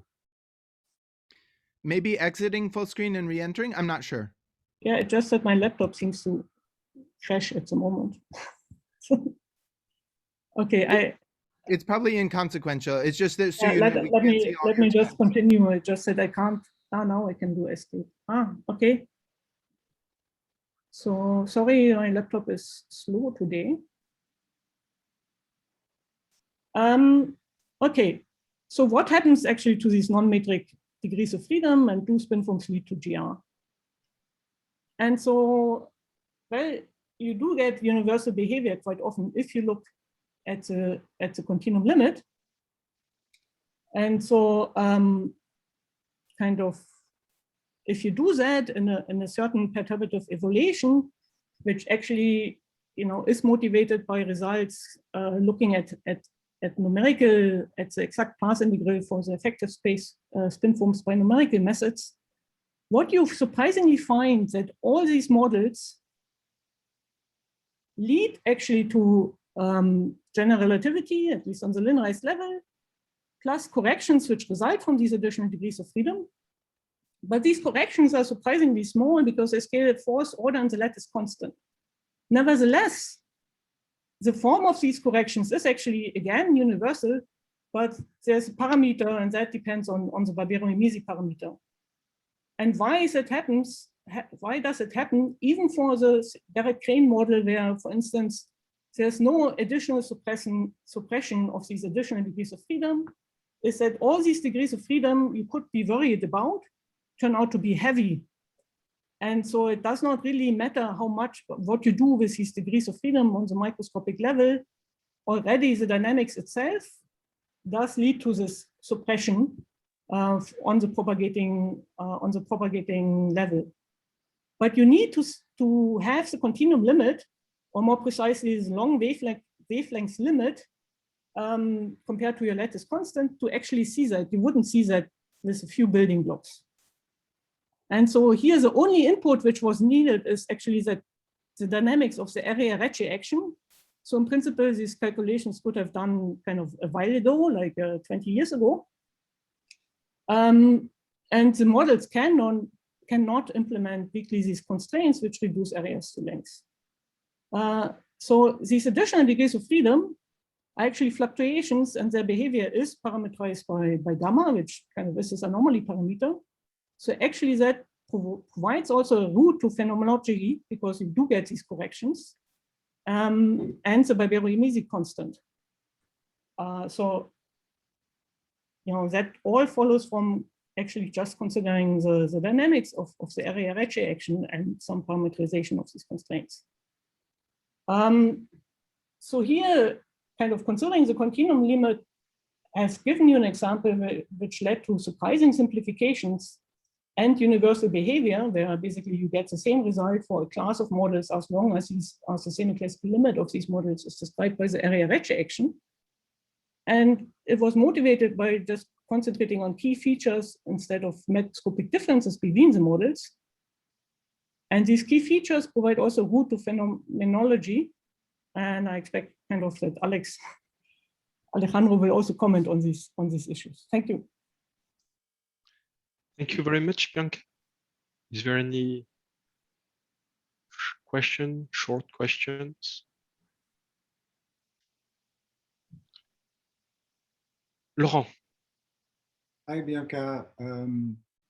I have a question about what, this modification due to the immediately parameters. So do you have suggestions, or what kind of, phenomenological consequence you would look at it, or what is for you the main infrared leftover effect of this modification? Have you thought about that? Well, the point is that these corrections, if you do include the terms which suppress these additional degrees of freedom, they are parameterized by the Barbero-Nisi parameter and by the exact form of your suppression, but there's kind of a universal form. So it would be corrections to your graviton dynamics or to your GR dynamics, which, since it's fourth order and the lattice constant is kind of small, so it's not in the infrared, but of course becomes more relevant if you are much nearer to the scale of your lattice constant. So that's where you just do get an effect, which I think comes from really the torsion degrees of freedom, which I do think do describe these additional degrees of freedom. And these effects then are parameterized by the Barbero-Nisi parameter in the propagation of gravitons. And again, I didn't expect that this fourth order in the lattice constant. So in some sense, it's actually very small, because it's here. I assumed the lattice constant is 100 Planck lengths, but this is still very small. In particular, if you take it to the fourth order. Yeah, what I would have expected is that it's kind of zeroth order, but then multiplied by gamma. But this would have been actually very large. So it shows you again that it's a surprising universal effect here, that all these degrees of freedom are suppressed by this kind of mass terms which they get by the area through the area rejection. Thank you, Bianca. I'm sorry, Ale, I'm going to cut your question since you're going to talk right now. I hope it's okay. Yeah, that's fine. Yeah. Okay. So our next speaker is Alejandro Perez from Marseille. I'll let you talk. Thank you, Etera. It was nice to see the clock before. Can I get the clock? Why is I don't see it anymore? If not, I put my phone. It's ticking, so okay, you can. Okay, so I wanted to tell a few things about questions that we have discussed during the course in this nice school, and they are all related to the fate of information in black hole evaporation. So black holes evaporate. We know that since Hawking, and Hawking drew this Penrose diagram for black hole that evaporates by creation of pairs. Here you see the pairs created, that one of them will produce Hawking radiation and carry energy out to infinity. The black hole will shrink, and so he had the idea. It seemed natural to him to draw a Penrose diagram of this form, which immediately leads to a tension with unitarity, because if you look at this initial surface and that one, I mean, there cannot be unitary evolution in this space-time because the two surfaces are not. One of the two is not a Cauchy surface in this. So there are two important developments that clarify the situation, that go into the right direction. One of them is the way in which we understand the origin of black hole entropy in loop quantum gravity. And the main lesson from that is that one classical space-time geometry corresponds to many microscopic excitations or quantum geometries. So the Hilbert space of quantum gravity is much larger than expected because of the type of representation that we use. We even see that in quantum cosmological models, where the Hilbert space is non-separable. So, and then there is a great insight coming from the study of symmetry-reduced models, where this new paradigm arises in which there is some future to the future of the would-be singularity. So things, the singularity is not the boundary of space-time. Things continue on the other side. And so you can visualize things. I mean, you can hope for having unitary evolution because now you have sigma 1 and sigma 2 that naively in this Penrose diagram look like Cauchy surfaces. And here I wanted to make a side remark very quickly. One can still define the notion of a black hole in a way that is very similar to that of the classical theory, by the region of space-time that is outside the semi-classical past of future null infinity in an asymptotically flat context. The semi-classical past corresponds to all the points that can be joined to scribe plus without going through the would-be singularity, the strong curvature regime. And I think this offers possibilities maybe for proving some theorems, like, I mean, of course, they're going to be much harder to prove, but it's interesting to explore the possibility of being able to prove theorems in the analogy to the theorems that one proves in the classical theory concerning black holes.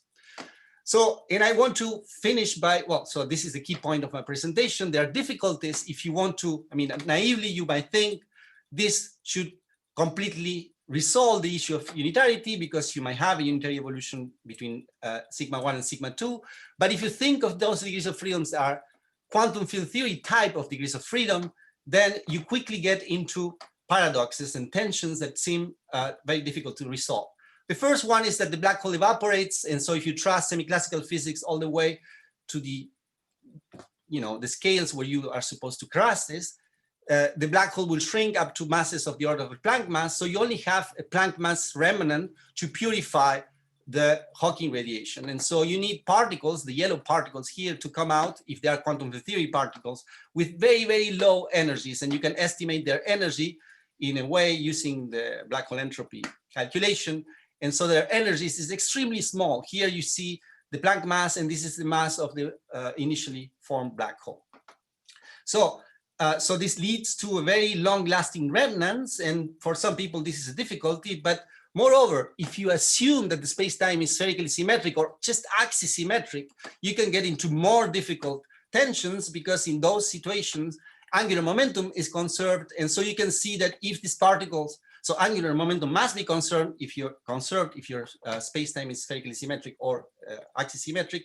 And you see that the particle purifying your Hawking radiation will have to come out with impact parameters, which are of the order of 10 to the 15, the size of the universe for a solar mass black hole. And this is something we discussed in more detail in our class. So you cannot think of quantum field theory, standard quantum field theory degrees of freedoms to solve the paradox.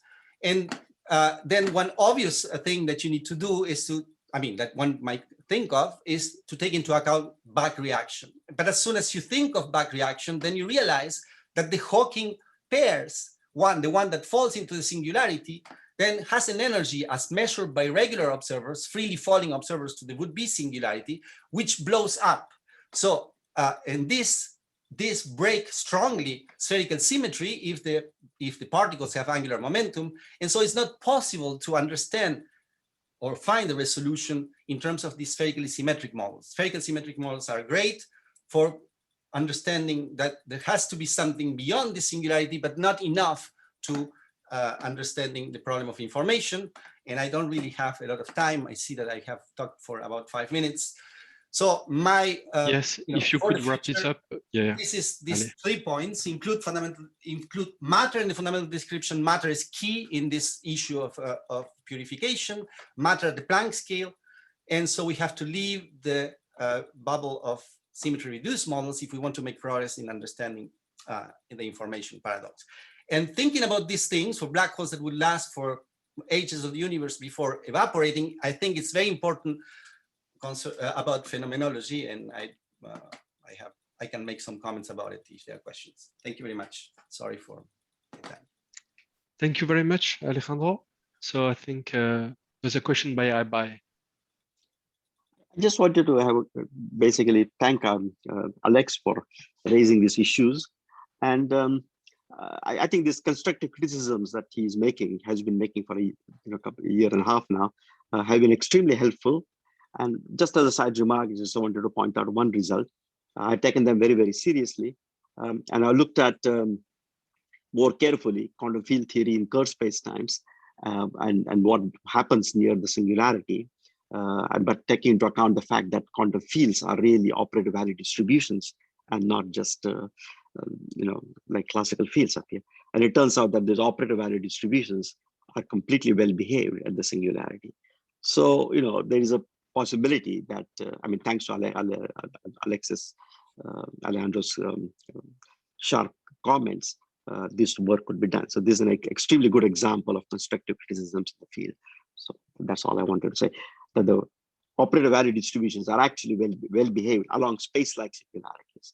Outside black holes, I don't know anything about. Okay. Sorry? That's very interesting, but just let me ask you for, I mean, this is not been published yet, I suppose. It is being written right now, so I'll send you okay. sections But if you want.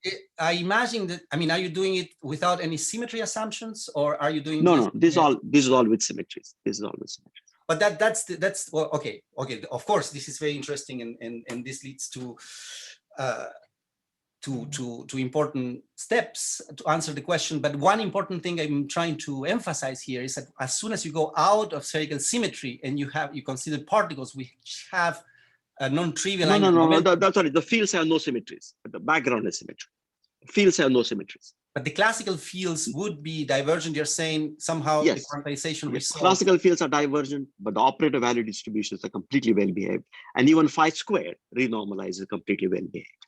So we can talk about it later, but I just wanted to point that out. Of course, I mean, one thing I should say, I mean, as a comment, is that, of course, this symmetry state, I mean, if you consider renormalization of the energy momentum tensor, then of course, the expectation value of the energy momentum tensor for a state which is inscribed minus the vacuum would satisfy the symmetries of the background. It would be spherically symmetric.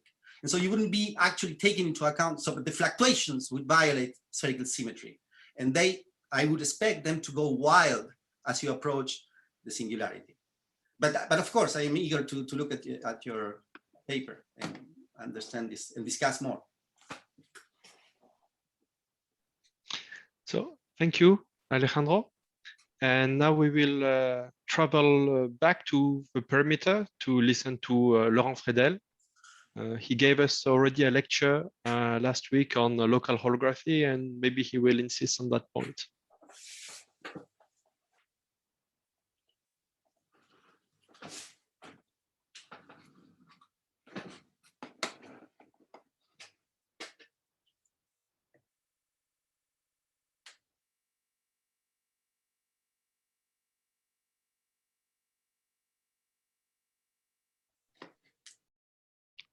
Laurent?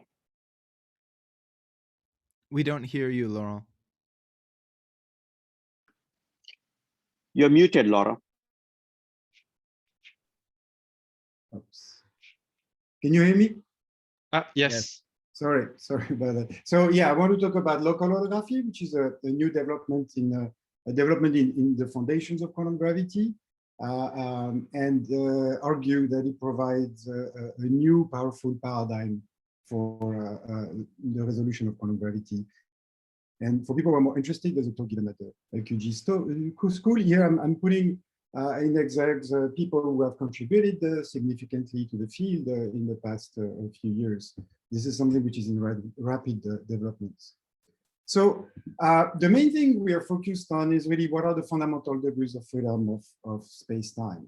And what it means is that we want to understand really, you know, if you really want to construct space-time from its fundamental degrees of freedom, that is fundamental building blocks, you have to identify what they are, what are the fundamental building blocks, and how we can glue them. So here I'm representing a little sphere, you know, which is containing a region of space. And I want to know exactly how to label at the quantum level, the geometry, what it's inside. So we all know, and one of the key results of local holography is that we all know that, let's say, if I don't impose the constraints, the metric on the slice is commutative, okay?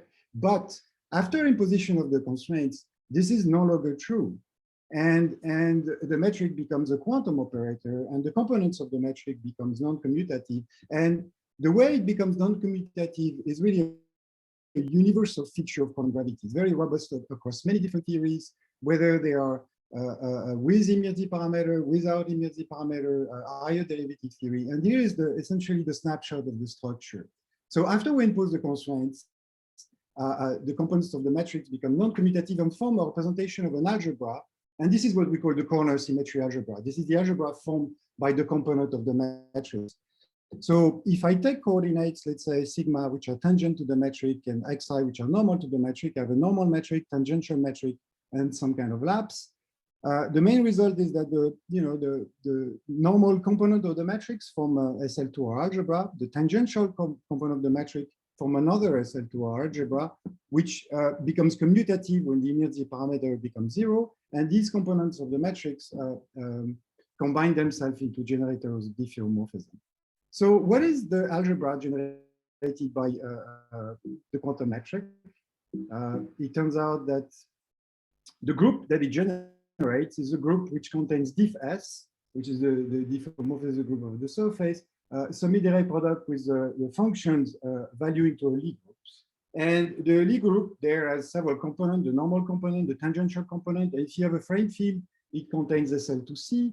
And we see that, in fact, LQG is contained as a little subgroup of this SL2C subgroup, which is SU2. So one of the results of LQG, that some component of the flux is non-commutative, is part of this bigger picture where all metric components are becoming non-commutative. The key point also there is that if you look at the Casimir of these groups, they are all proportional to the density of, to the area density.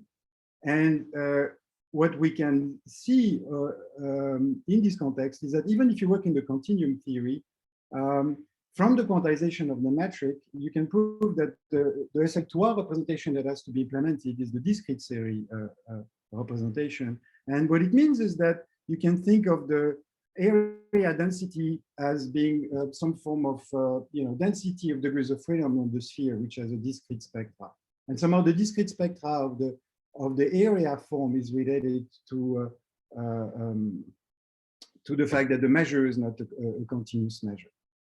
And I want to conclude on my slides that one of the main results of this local holography is that it can be viewed as a merging of the ideas of LQG and celestial holography, and provides a seamless interplay between Planckian non-perturbative descriptions of small subregions and infinite dimensional symmetry group represented in asymptotic infinity. Okay. And I think, it gives us a new picture of phenomenology and dynamics, and it creates interesting times for us. Thank you. Thank you very much, Laurent. So, is there any question for Laurent?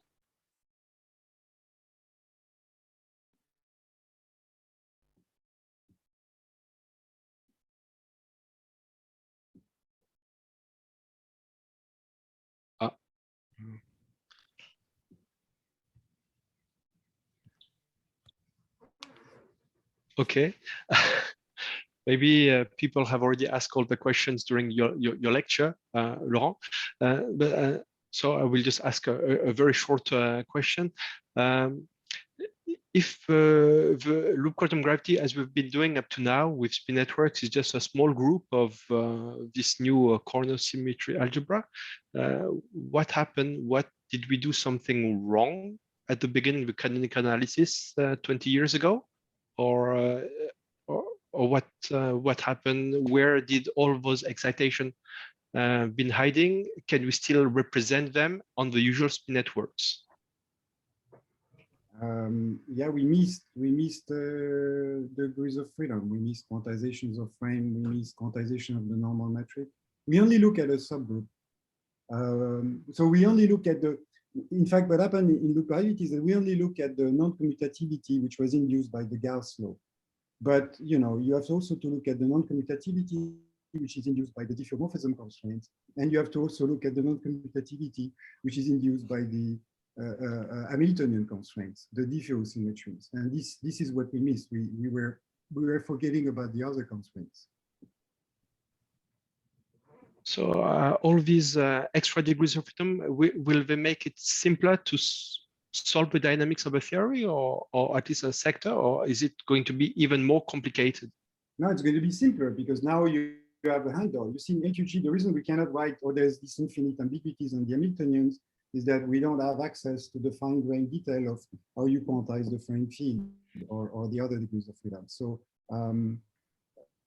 and also a very important point is that now we can connect the foundations of quantum gravity with what people are doing in LIGO detectors, that is or the physics of the S matrix. So now we have also experimental data or experimental access or theoretical access into other communities about what happened. So what happened there is that the large sphere limits correspond to some kind of semi-classical limits. And then you understand how, in some sense, the traditional S-matrix picture is really, you know, a semi-classical limit in terms of limits of large quantum number of this fundamental symmetry group. And, you know, it tells you how to go beyond. So, yeah, that gives us much more information about the dynamics, especially this new picture on celestial holography.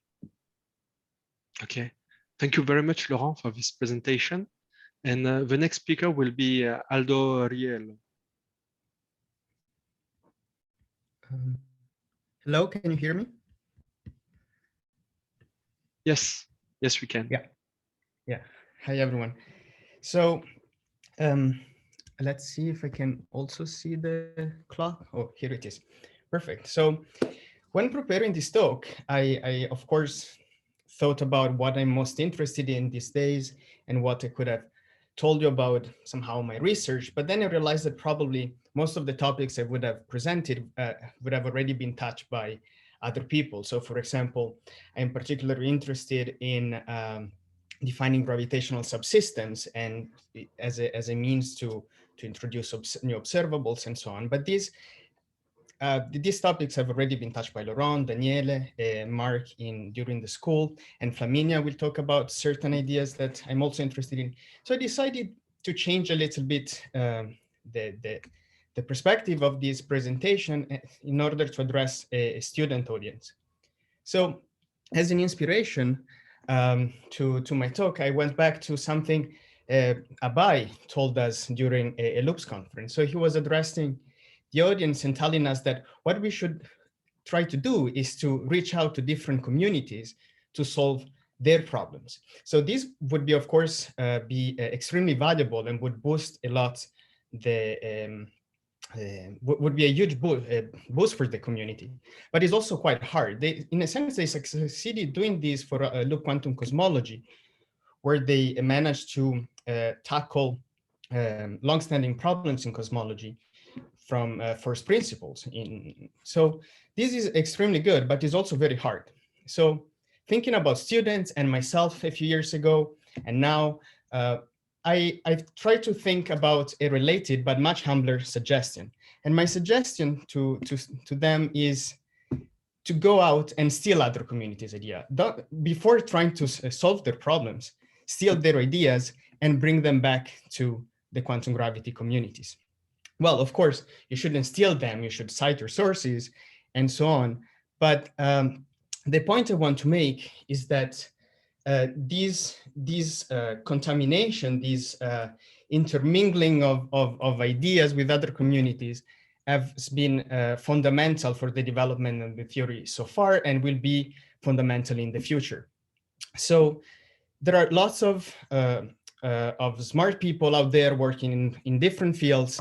And in the end, many of the physical ideas that we have to deal with are actually realized also in other theories. And therefore, it's good to go and pick these ideas and trying to elaborate them and maybe criticize them or tweak them in order to make them work for us just as well. So how to do this? Well, of course, keep an open mind and listen to what is happening in other areas and also in other epochs of physics. There will be, of course, language barriers, but in fact, the key here to keep in mind is that even just translating these ideas to the language available to the community can be valuable in itself. Because if these ideas stays enclosed in other areas, and it's just not, they're just not useful. So the crucial point here is to stay curious and yeah, and again, I think, yeah, so even if it is overwhelming sometimes to draw from the original sources in fields that are not yours, I think this is truly worth the effort. And also, as I said before, it's also important to go back in time and look at the original references, especially back from the 80s and 70s, because sometimes many of the fundamental ideas that we are that look that look new maybe, but they do have roots in research done back then. And in fact, somehow it turns out that often many inputs have been forgotten or maybe stayed largely untapped. So sometimes it's really interesting to go back and find inspiration in the literature of those years. So to conclude, just go out there, stay curious, steal ideas, and bring them back to quantum gravity. Thank you very much, Aldo. So is there any question or comment on Aldo's talk?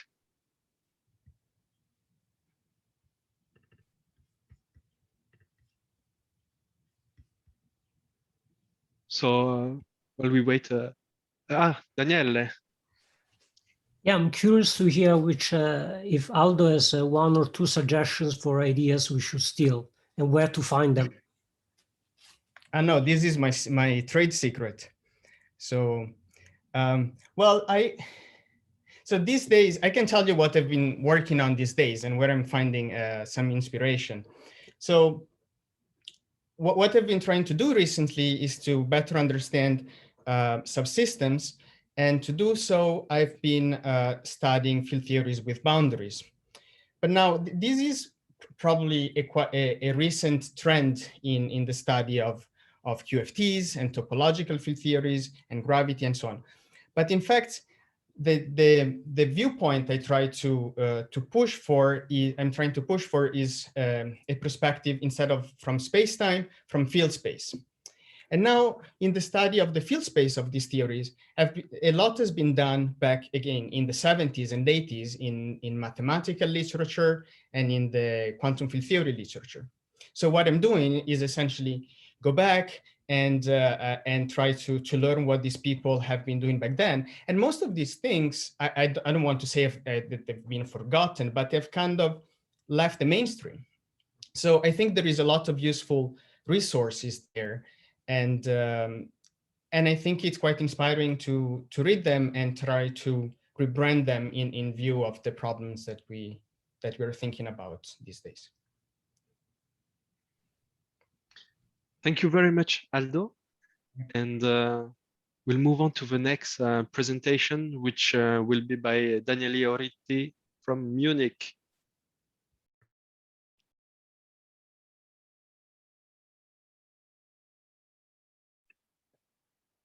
Yeah, hello, can you hear me? Yes. You see slides as well, good.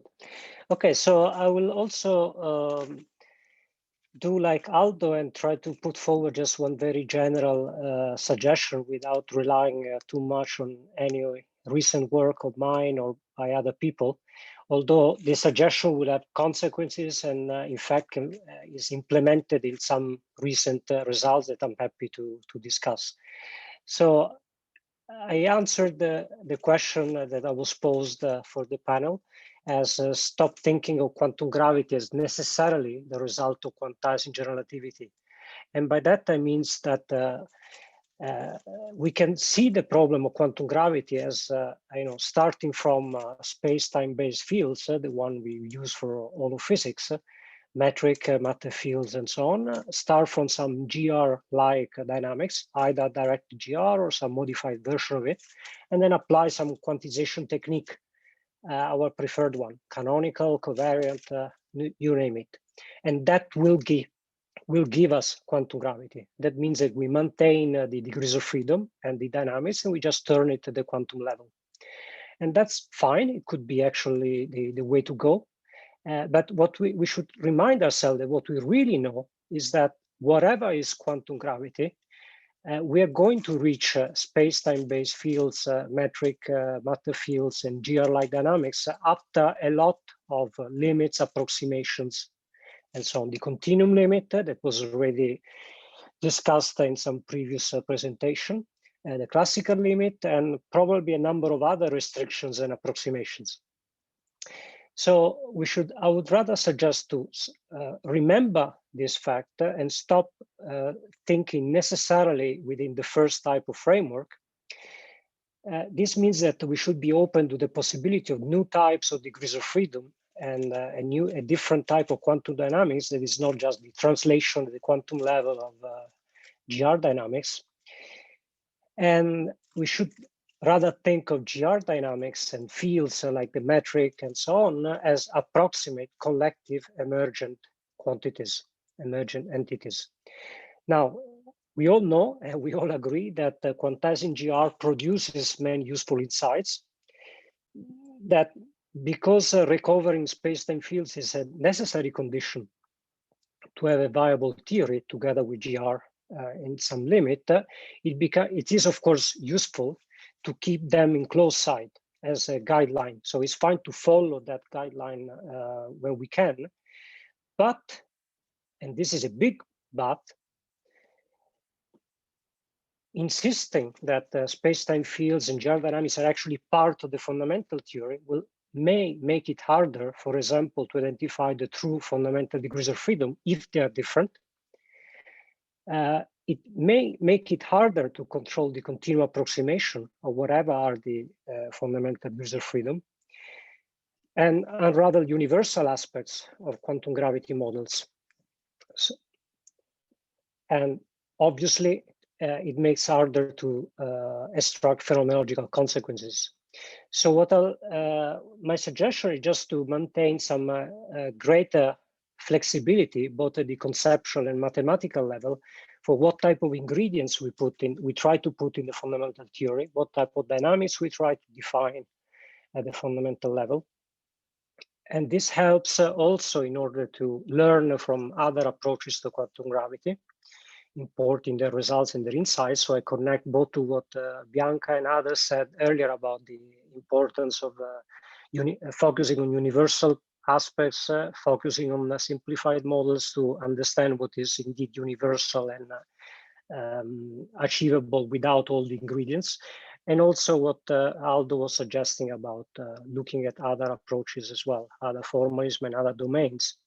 And we should really predispose ourselves to find out whatever works, always questioning the assumptions that go in the fundamental theory we try to build. There are consequences of this suggestion, of this different attitude. I listed 3 here, like the idea that things like cylindrical equivalence, which follow from trying to implement continuum fields in the fundamental theory, maybe just approximate itself and not a feature of fundamental states. The idea that we should not necessarily try to include in the fundamental dynamics the terms that we expect in the effective dynamics, things like the cosmological constant, for example, because we should expect the macroscopic coupling constants to be actually functions of microscopic degrees of freedom and parameters. And again, once more, focus on general symmetries, universal features, which are more important than the details of the microscopic dynamics. Thank you. Thank you very much, Danielle. So is there any questions or comments on Danielle's presentations?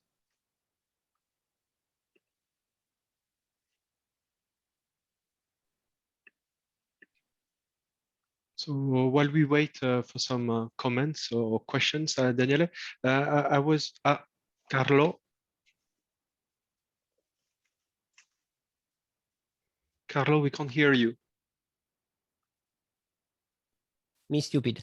What did you say about the cosmological constant that you expect not to be? I misunderstood what the point you made about the cosmological.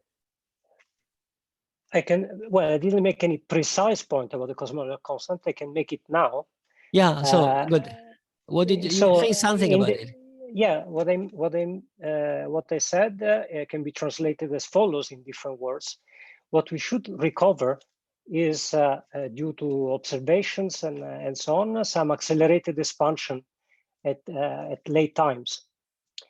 And this could be in part due to some parameter of the theory that plays the role of vacuum energy density or basis for the acceleration, but it can be due to very different type of effects. And so we don't have, even from the phenomenological point of view, a specific reason to build a microscopic dynamics with a cosmological constant, meaning a particular parameter looking like a cosmological constant in some microscopic action. It could well be there, good, but my point is that we should focus on what type of results we want to get rather than forcing our prejudice in the microscopic details of the definition. Okay. So is there any other question or comment for Danielle? So Danielle, I wanted to ask you a question directly about, so you give two options about quantizing general relativity and starting from quantum gravity and going towards the classical theory. And I was wondering in which option you were putting what we've been doing in loop quantum gravity up to now. So are we doing the right thing, loop quantum gravity, looking at a theory of new quanta of excitations of areas and volume and trying to go to the classical limit, or are we in the wrong first thing that you said? I think we've been doing the right thing to a large extent in being flexible, because a good part of the work in the community is indeed just try to quantize general relativity in one form or another. And as I said, that of course gives a lot of information, and if it succeeds, even better. But at the same time, we've been smart enough as a community, if not as individuals, by twisting a bit the strategy and the story at various corners in the development, either as just a I don't know, as a trick to go ahead a little bit more when we were a bit stuck, or without even realizing. For example, I don't know, I mentioned cylindrical equivalence and cylindrical consistency. Well, the moment we went to study piecewise flat configurations in spinform models, we dropped the requirement of cylindrical equivalence and cylindrical consistency and the exactly defined canonical loop quantum gravity Hilbert space, and that allowed a lot of progress. Then it could well be that now we actually have to go back and impose that type of restrictions and really try to work with the canonical LQG Hilbert space. Or it may be that we should rather keep going in this slightly different domain with this different type of quantum states and try to recover things like cylindrical consistency only at some approximate emergent level. I don't know, but the point is that this type of flexibility is something that I'm encouraging to keep in mind and make use of. But I can also point out to several instances in the last 20 years where we did exactly that, and I think with good results. Okay, thank you very much, Danielle. And now the next speaker will be Flaminia Giancomini, and we are back at the Perimeter Institute again. Yeah, thanks a lot. I will in part echo the contribution of Aldo and Daniele to this panel discussion, but I would like to focus on a specific regime, which is the low energy regime. And I would like to discuss what this regime can tell us about the nature of gravity, whether it's quantum or not. So this is not changing the slide.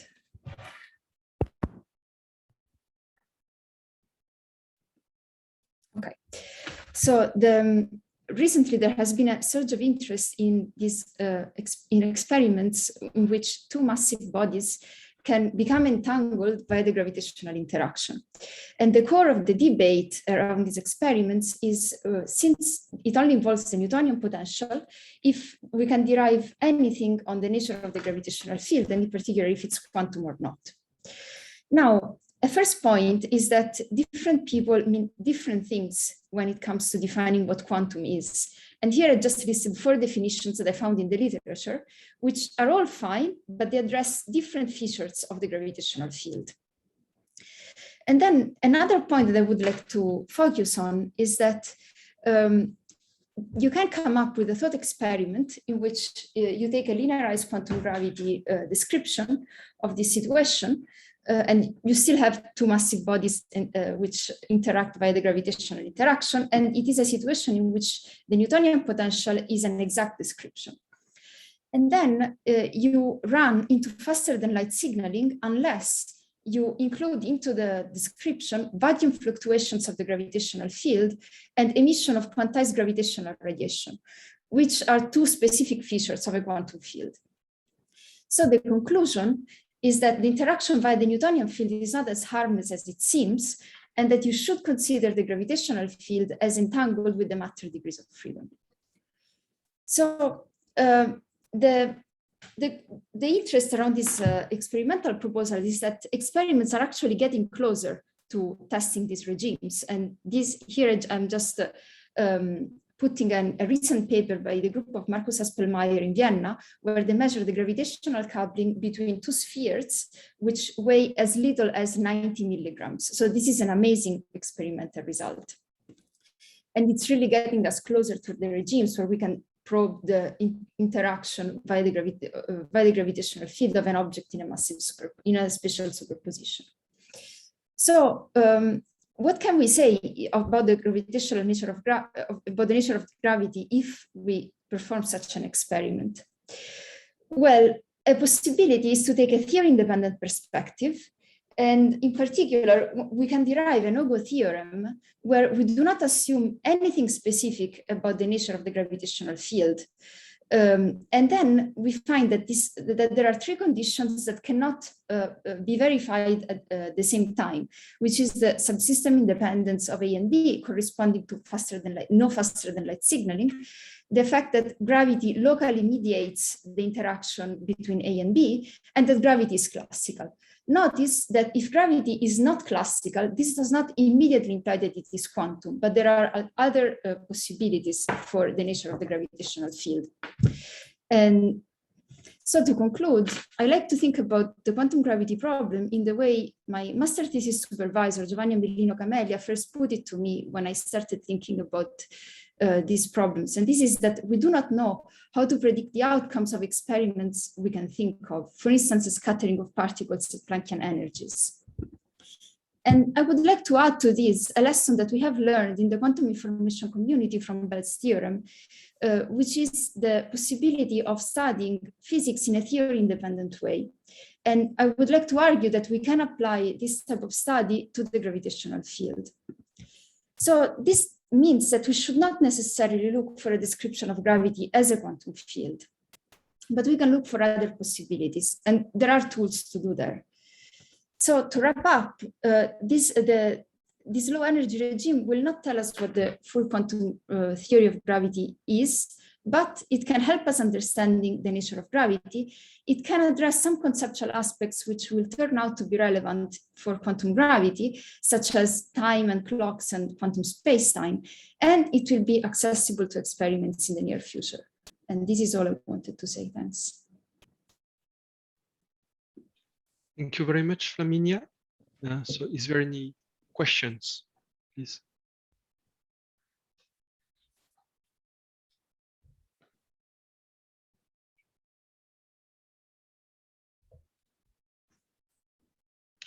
Francesca?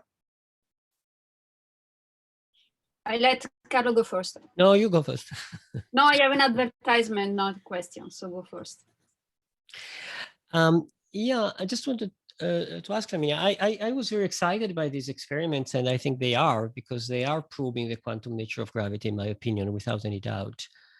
But currently we have sort of two ways of understanding quantum gravity. One is some wild hypothesis that gravity is not quantum, or it is a little bit like Penrose want, but then it's not.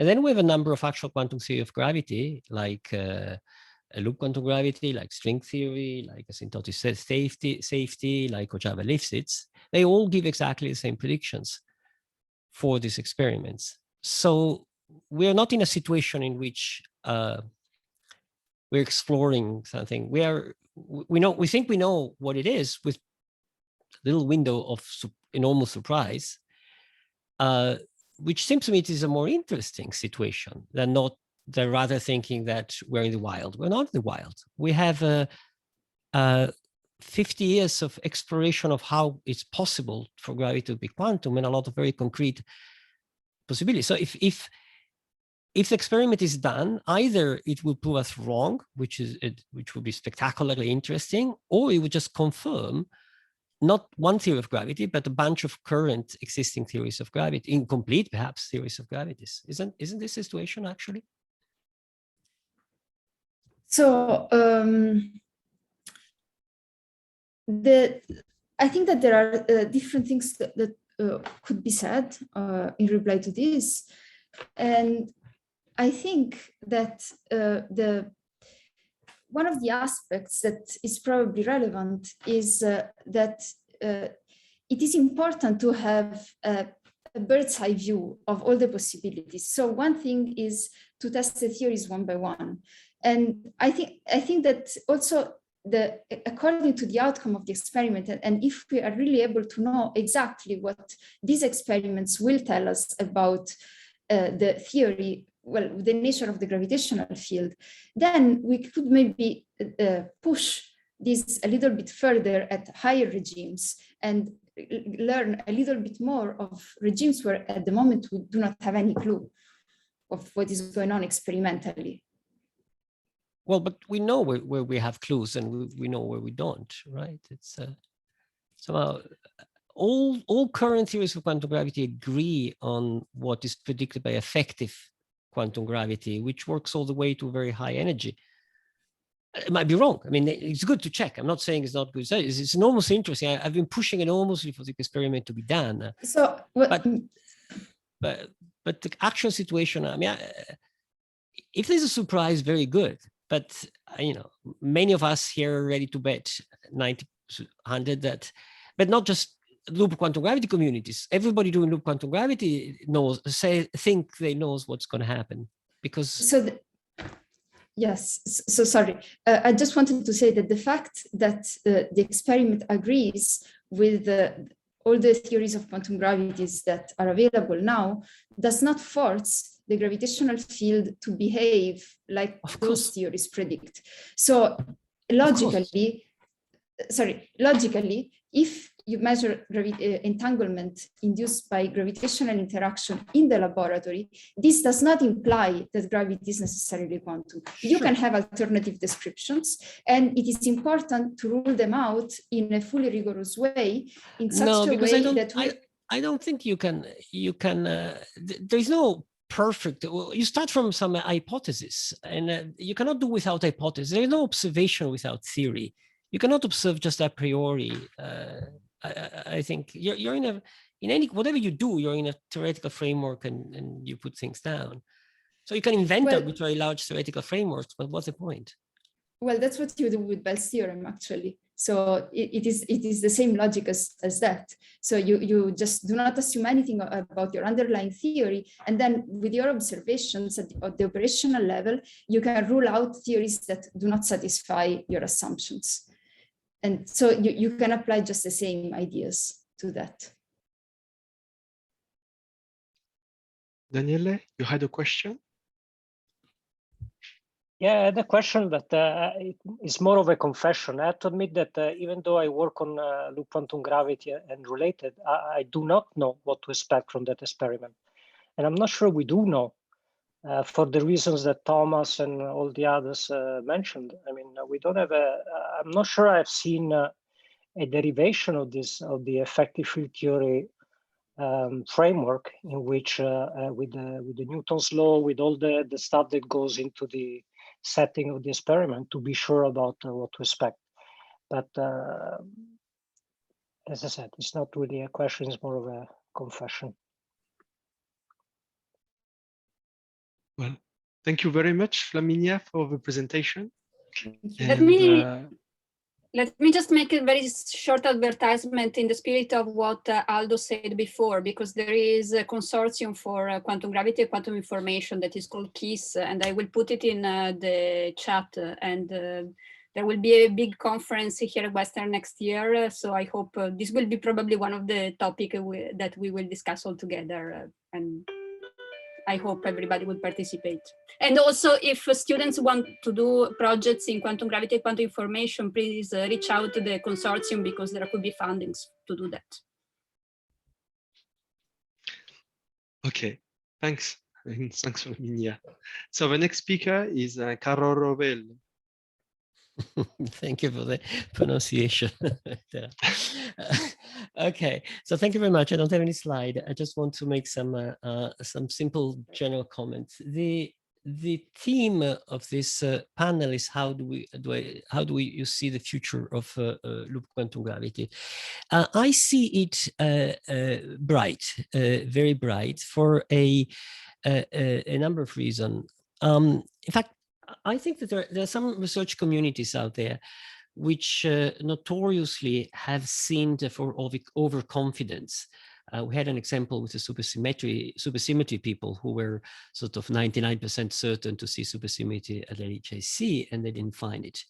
Our community, all the people around here, which sort of I consider a little bit my family, and it's all my friends around here, I think we sin for confidence. We have a number of beautiful ideas, results, variety of results which are very strong, and which have been piling up and solving the problem. I've seen the development of the community in the years, solving one by one the problems that were posed beautifully. Unlikely, somehow, strictly started by thinking we're going to compute the standard model parameters, and then this is abandoned. Many of the project of the problem were just abandoned. But more importantly, I think nature has spoken, and there have been a number of actual measurements in recent years, which have put ideas about how to do quantum gravity in difficulty. One very strong has been all the astrophysical campaign to sort of find evidence for the Rojava for Lorentz symmetry breaking theories, which was a beautiful idea for doing quantum gravity, which predict things that for the moment have not been seen, actually have been largely ruled out, de facto diminishing the interest in that possible direction of solving the problem. The other has been supersymmetry, of course, and if there had been supersymmetry at LHC, would have been a strong reasons for saying, well, maybe those people have it right after all. I mean, nothing proves nothing strongly in science. You need piling up of things, but still, what has happened is that nature has given the opposite result very strongly against many people's expectation. But those people did not have the right intuition at the very least. A third, even stronger, if less mentioned example, is the measurement of the cosmological constant. I think cosmological constant is a constant of the nature. It came in 1916 in the Einstein equations, and an entire research community was and still is developing a theory on the assumption that lambda is negative. Lambda was measured and is positive. It's a fact, which again doesn't rule out that theory, but certainly put a lot of stress on the reliability of this theory. So the actual situation of quantum gravity is that there are theories of quantum gravity out there, not many, because they're half-cooked idea, vague suggestions, but vague suggestions may develop, but they haven't yet. Vague suggestions that have remained vague for decades. And there are a few well-developed theories. Loop quantum gravity is one, but you can count on the finger of half a hand. And loop quantum gravity is by far the most developed in its variance, and with its open problems that we know very well. So I'm optimist. And I think we should be optimists. We have a great tool here. Now, the second question of the panel was, what is the most pressing direction? I myself am working on applying loop quantum gravity in its covariant version of the dynamics for computing what happened at the end of the evaporation of the black hole when the horizon shrink and becomes small. I think it's a physical problem. I would resonate with the people before me who have said, let's apply the theory. Let's do physics, and more physics than mathematical physics, because historically, physics has come first, the rigor has come after. Think about what Fermi or Feynman or Newton or Galileo or Schrödinger did. I mean, there's a lot of imprecise physics that has worked before the actual mathematical physics. But, and I want to conclude, however, let me say this. When I was young and doing politics, we used to say, if you're good in writing, write. If you're good in organizing, organize. If you're good in speaking, speak. If you're good in dreaming, dream. And I think this is the spirit. I mean, if you're good in something, just do it well and contribute. Because the point here is not to sort of pull the field toward my own little direction and to come to do what I'm doing. The competition here, I think, should not be in that direction. Should be in how best we can contribute to a common program here, which is we have a solid block of ideas on which loop quantum gravity is based, which are common to a large majority, not everybody, but a very large majority of people here. And we think that may work to understand nature. And we have very specific dynamics. We have some study of the Hamiltonian. We have at least one, maybe more, I don't know, well-defined, no free parameters, Lorentz invariants, ultraviolet finite, which in some limit are connected to GR transition amplitude in the covariant theory. There are open problems all over. I think we're all contributing to a common goal, which is understanding loop quantum gravity, understanding quantum gravity, and understanding nature.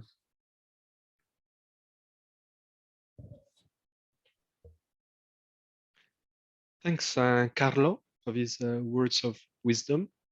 And is there any questions? Yeah, there's Deepak has a question. Please go ahead. Thanks, Edra. So, Carlo, I would just want to disagree with your statement about a negative cosmological constant not being important, because it is true that we live in a cosmology where there is a positive cosmological constant, but ADS-CFT is probably the best operational theory of quantum gravity that we have right now. And I think it would be very unwise to disregard, all of the insights that ADS-CFT has given us, which directly lead to experimental predictions also. And I mean, it is my personal view that one of the most fruitful possible avenues for progress is to try to connect, construct connect ADS-CFT to LQG. And yeah. If you succeed in connect CFT with LQG, very interesting. But I couldn't disagree more on the idea that with the beautiful theoretical ideas, it clashes with something we have measured, and therefore let's not care about what we've measured. Let's follow the beautiful theoretical idea. CFT ADS is it might be a beautiful theoretical idea. I don't find it even so beautiful. I think it's a retreat from trying to understand what happened in the bulk. Because if we can map it to the boundary, we have techniques there. I think that what is happening in a field which is not ours is that people got enamored with strings, got enamored with Maldacena ideas. To the point of being misled in a wrong directions. I think it's a wrong directions for understanding black holes, and that's what I'm specifically working on, and it's a wrong direction for understanding quantum gravity in general. It's good that people explore it, but I'm ready to bet to the opposite. The future will tell. Can I follow up if there is time? Very shortly. Yeah, no, well, one thing is that, I mean, apart from being a theoretical idea, it is also something which has experimental results. So I'll give you a couple, okay, not to stretch it out too long. One is, for instance, Strominger and his students have done work on looking at radiation from accretion disks in the vicinity of near extremal black holes, which are astronomically present. And the space-time near the horizon of a near extremal black hole has the geometry of an ADS2 space-time or ADS3, forget which one, right? So they have a very clear observational prediction for the spectrum of that radiation, and that comes directly from this ADS-CFT correspondence. Right? Maybe. And the other thing is, we'll see. No, I mean, this is like we'll see if this predictions are verified, and we'll see. Absolutely. And we'll see if we find extremal black hole in the sky, near extremal black holes in the sky. I don't think there are. Well, nature always surprises us. And there are many other... Sorry, let's we're going to cut here. And well, thank you, Carlo, very much for your presentation. And our next and last speaker is Abai. So I give you the floor. Yeah, can you hear me? Yes. Can you hear me? Yes. Yes, we can. Okay, good. So I think my task is made quite easy because several people have already said a few things that I wanted to mention. This is also last talk, so it's going to be much more general along the spirit of Carlos. And my main point to the LQG community, and especially to the young people, is that sustained advances need a fine balance, and we should really try to achieve this fine balance. And in fact, I happen to continue. I did not know what Carlo was going to say, but along the same theme as Carlo, and also Steffen Gielen and Francesca sort of echoed, which is really mathematical physics versus observations and phenomenology. Now, currently, loop quantum gravity community continues to be somewhat overweighted towards mathematical physics side. And that is natural because quantum gravity grew out of fundamental mathematical and conceptual issues. And so it is quite natural that this should be that many people think much more in this spirit. And string theory, I mean, it's good that we had this discussion just now, but string theory is still dominated by mathematical issues. And for example, the current status of string theory is perhaps captured in this article, which is on the website of the Institute for Advanced Studies at Princeton. And it is by a science journalist who was a director's visitor. And the title of the article is "The Strange Life of String," the strange second life of string theory. And the abstract of the article says that string theory so far failed to live up to its promise as a way to unite gravity and quantum mechanics.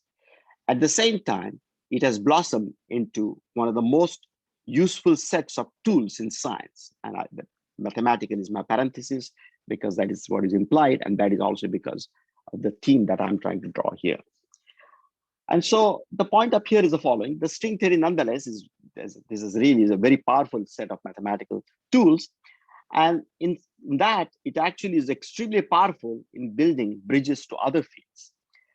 It has provided techniques, even for high temperature superconductivity, for example, idealized models. They are not really realistic models, but idealized models, which actually, this confounded field theory to calculate the strong coupling limit, it has really provided this ADF-CFT correspondence has done that.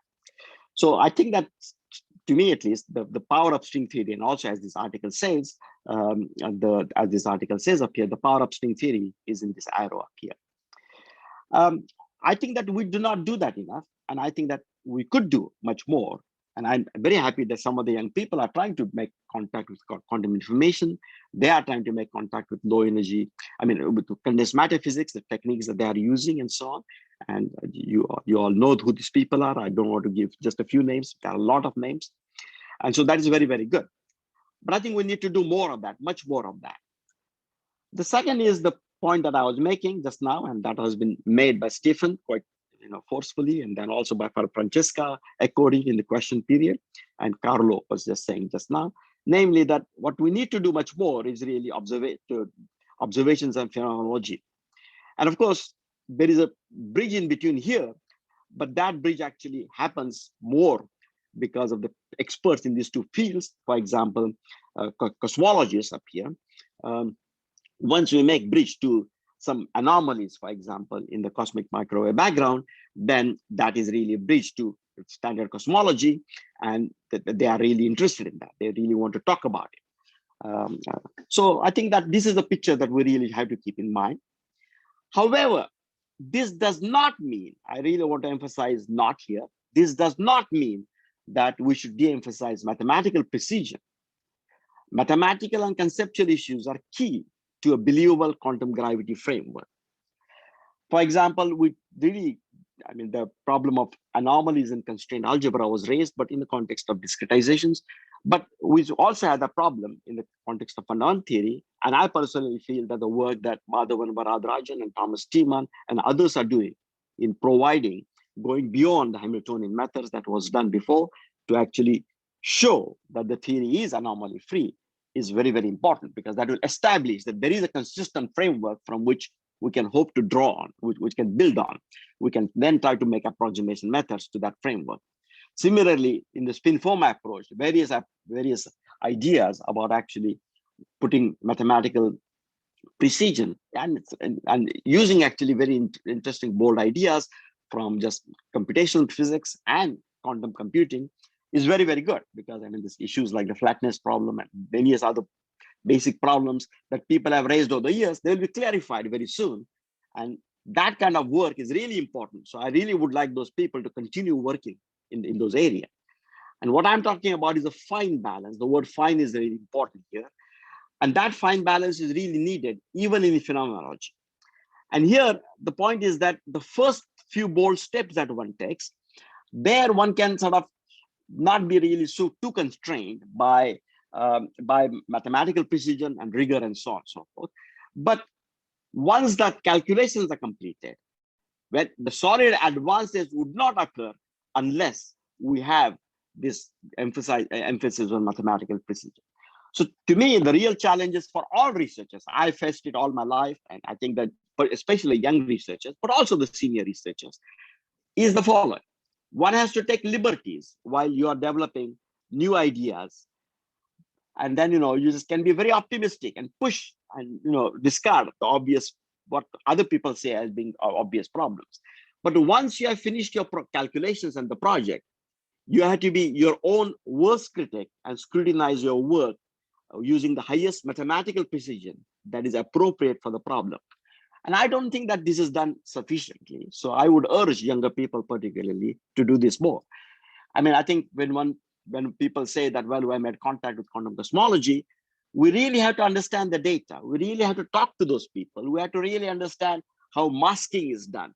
I don't mean that we have to understand it to the level that we can ourselves do the masking, but we have to understand to the level that as to what the nitty-gritty issues that they had to actually face. Similarly, in astrophysics, when we talk about possible signatures of black holes, in fast radio bulbs or something, we have to really understand what they are talking about. They should take us seriously. They should realize, these people have really thought about all the issues that we have thought about. Only then they will really, will really make an impact up here. So this is especially true for observational aspects of quantum cosmology and black hole evaporation that I mentioned. And we will succeed.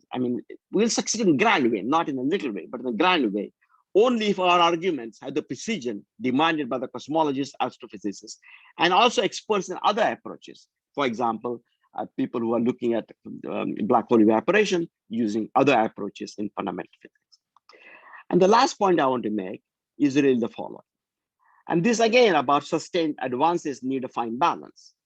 And this has to do with individual feats, such as here, and I don't know if you see it well, and a collective feat, which is really international rowing team, where you have to have a fine sense of balance, but that has to be somehow in harmony among all rows. Only then can the canoe go like an arrow and really win the race. And I think in loop quantum cosmology, in loop quantum gravity, as Carlo was saying, I'm very, very optimistic, but we really need both these things, especially this thing up here. So there are individual feats versus communal thrust. Young people enter quantum gravity because they're passionate, they're ambitious, and they're eager to leave a mark. And I think their bubbling enthusiasm is something that should be fostered, that should really be kept up. But one we should also keep in mind that the field as a whole makes decisive advances only when there is harmony in the communal thrust. And this is not always the case. There isn't sufficient mutual respect somehow between sub areas of loop quantum gravity. And I think that could be enhanced much more. By all means, emphasize your creativity and skill, but keep in mind the previous work and the ongoing other work. Destructive attacks don't enhance importance of your work.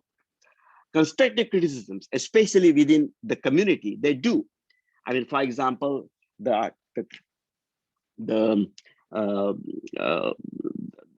comments that Danielle made today and has been making for some time.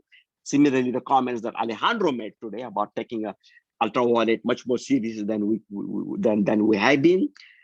These are constructive criticism that spur people to think in certain directions, and that is very, very good. However, there are also destructive criticisms because some people in the field seem to feel that unless they sort of bring down the establishment or bring down some mainstream ideas, they cannot write. And that is not the case. That is not really the case at all. You cannot enhance the importance of your work by destructive criticism here. So, and also people, even senior people even, who have sort of good intentions, they're not often mindful of perceptions, you know, because you might write some sentence in some way, but that can be used by other people outside loop quantum gravity communities who of course, want to find criticisms against the loop, you know, against any one approach, and they can use them. So please keep that in mind. And you can succeed only if loop quantum gravity community as a whole is trusted and respected. And please keep that in mind as you do your work. So these are the general things that I wanted to say, namely sustained advances need a fine balance, and a fine balance in three ways. The first is really, as I was saying, it has to do with mathematical and conceptual precision, then with bridges to other fields and observational phenomenology. All those things are important. And as a community, we can weave this whole tapestry of these interconnections up here. And then again, that does not mean that mathematical precision is not necessary. What we have to have sufficient precision so that other people take us seriously, and our colleagues among loop quantum gravity working in other areas of loop quantum gravity take us seriously. And the final sustained advances need a fine balance is the balance between individual fields and communal trust. Thank you. Thank you very much, Abai, for this concluding presentation. I think Laurent has been waiting to ask a question. Hello, Abai. Thank you for this talk that contains a lot. I wanted to go back to what you were saying, building bridges between different communities and different scientific ideas.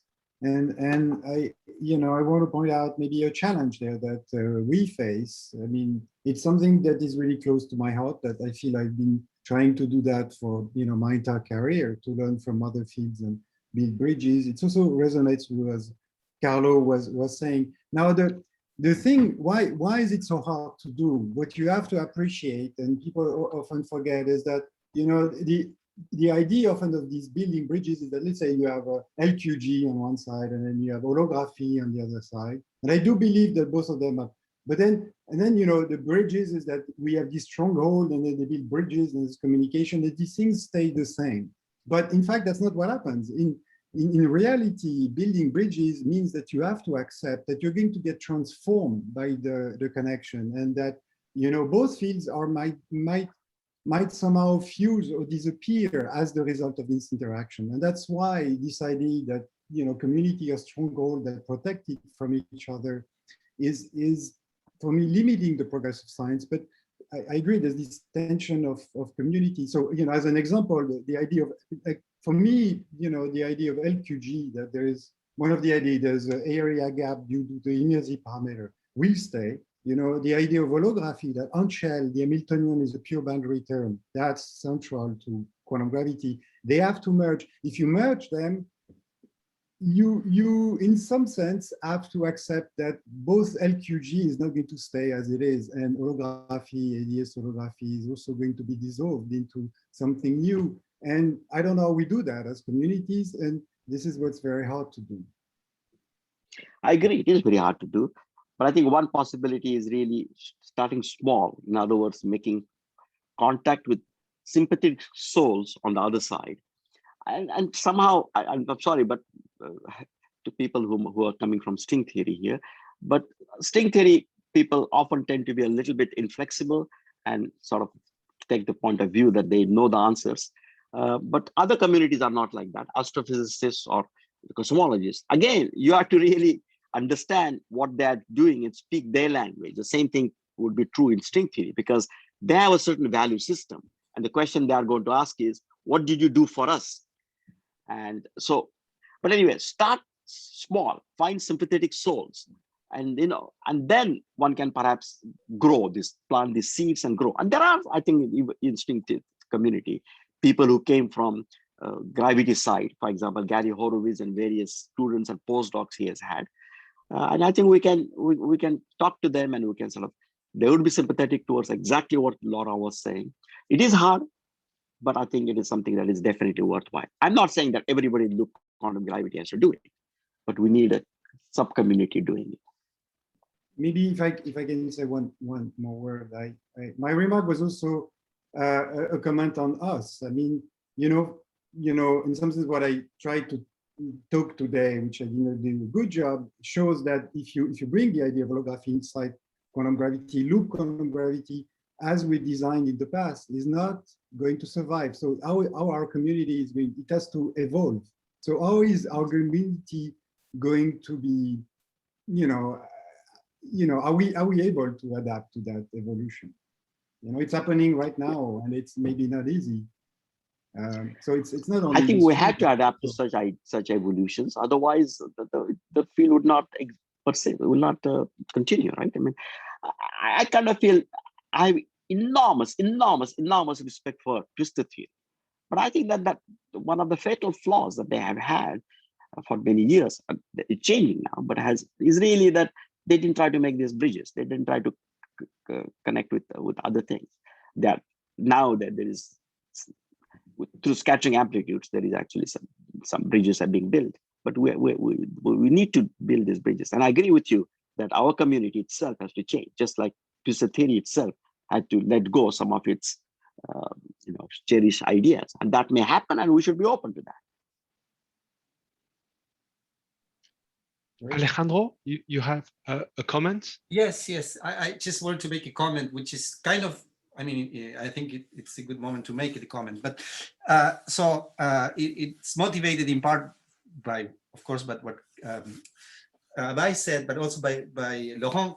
I believe that maybe the theory will evolve, because there are some very difficult problems, and that I mean, it depends on who you ask, but I believe there are some challenges that are not easy to address from what we have learned so far. But that's okay, that's fine. I mean, we have learned a lot of things, and we are moving forward. And in this evolution, I just wanted to make this statement, because I mean, you talk about precision, Abai. I just wanted to make the statement that also speculation, careful speculation, by which I mean some speculative thought where assumptions are well stated and motivated by what we have learned from the solid mathematical formalism, can also be helpful, as long as the assumptions are clearly stated. And for example, I do believe that the prediction of discreteness is something very generic of our approach, and this has to have implications to what we see around us. And so purely phenomenology, but it's phenomenology that is not based necessarily on a mathematical model from which you build things, but rather phenomenology in the spirit of Planck, right? I mean, Planck couldn't have solved the problem of black body radiation by applying existing models. There was a speculative ingredient into what he did, and he opened a completely new door. Of course, we cannot write anything, whatever assumption, but I mean, I think it's valuable if we also think about what we can do with what we know in constructive phenomenology, which is in some respects speculative, but with very clear assumptions, so that the readers or whatever looks at our work understands that we're making the assumptions and that the claims come from these assumptions. The assumptions are not valid, then the claims are not true. Yes, I agree. And I think that the main point here is that I think fortunately loop quantum gravity community has, has thrived, and there are a lot of us now. And therefore, I think not everybody has to go in the same direction. We should not fragment way too much, but not everybody has to go in the same direction. And I think it's perfectly, it's very healthy, in fact, if there are different approaches, because one of them then suddenly may progress sufficiently in order to show that there is, that there's a main thrust, may blossom into a main thrust. And that can happen only if you are bored. But that's why I was highlighting this thing. I did say take liberties while you're developing new ideas. Yeah. Danielle, you may speak. Thanks, Etera. Yeah, I just wanted to make 3 remarks. I think following up what Abai first, and then Laurent, and then Alejandro said. So I think that the right aptitude for us to make progress as a community will be, on the one hand, to remember that given that the whole field is still in progress, is developing, and so on, every statement about what is going to stay, what is crucial, what is going to be true for sure in whatever form later on, and so on, it's has to be made, because we have to decide what our priorities are, what we rest on, and so on. But it's a bet, and we should treat it as a bet, more or less grounded, more or less argued for, but a bet. Second is this idea that bridging to other communities, really, I like the idea that Laurent stressed, that bridging to other communities means also accepting morphing into something else.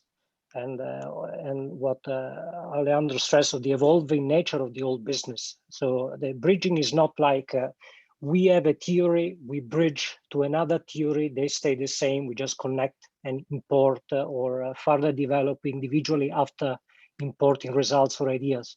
It just is really changing both into something else.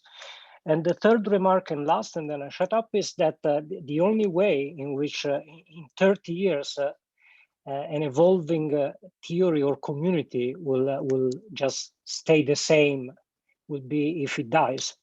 Otherwise, in 30 years, we should expect that loop quantum gravity will look completely different if it has indeed evolved and succeeded. So we should also be flexible because of that. We need that flexibility to survive. I agree. So I think the one of the things that I always felt was the following, that somehow, we often take an example of general relativity, in which, Einstein just came us and handed us the theory on a platter. And then we could just take this theory, and this theory didn't change. But of course, our understanding of it has changed. And, we've been trying to explore it more and more. And so somehow, many times, many people in the field, because people came from general relativity, have the attitude that, loop quantum gravity, here will be the final theory, and then we'll just derive applications of it.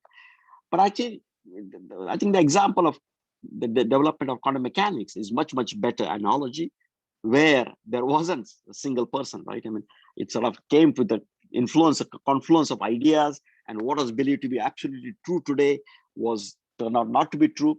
I think it was in the late 80s and 90s, I read a lot about history of quantum mechanics precisely to understand how this evolved because of the analogy with quantum gravity.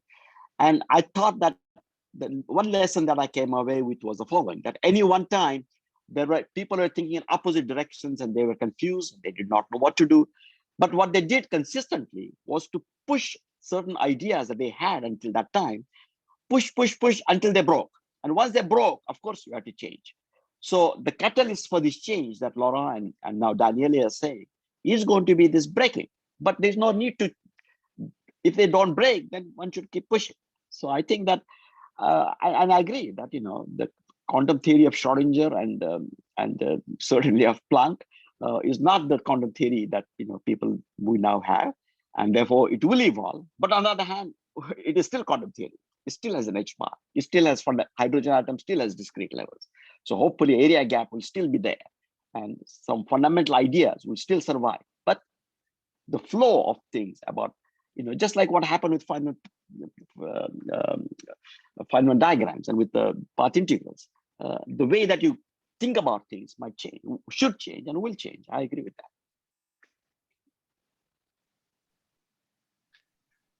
So thank you very much, Abai. And I think I will call this the official end of the panel discussion. It's been running an hour extra than what I thought. I'm a very, very bad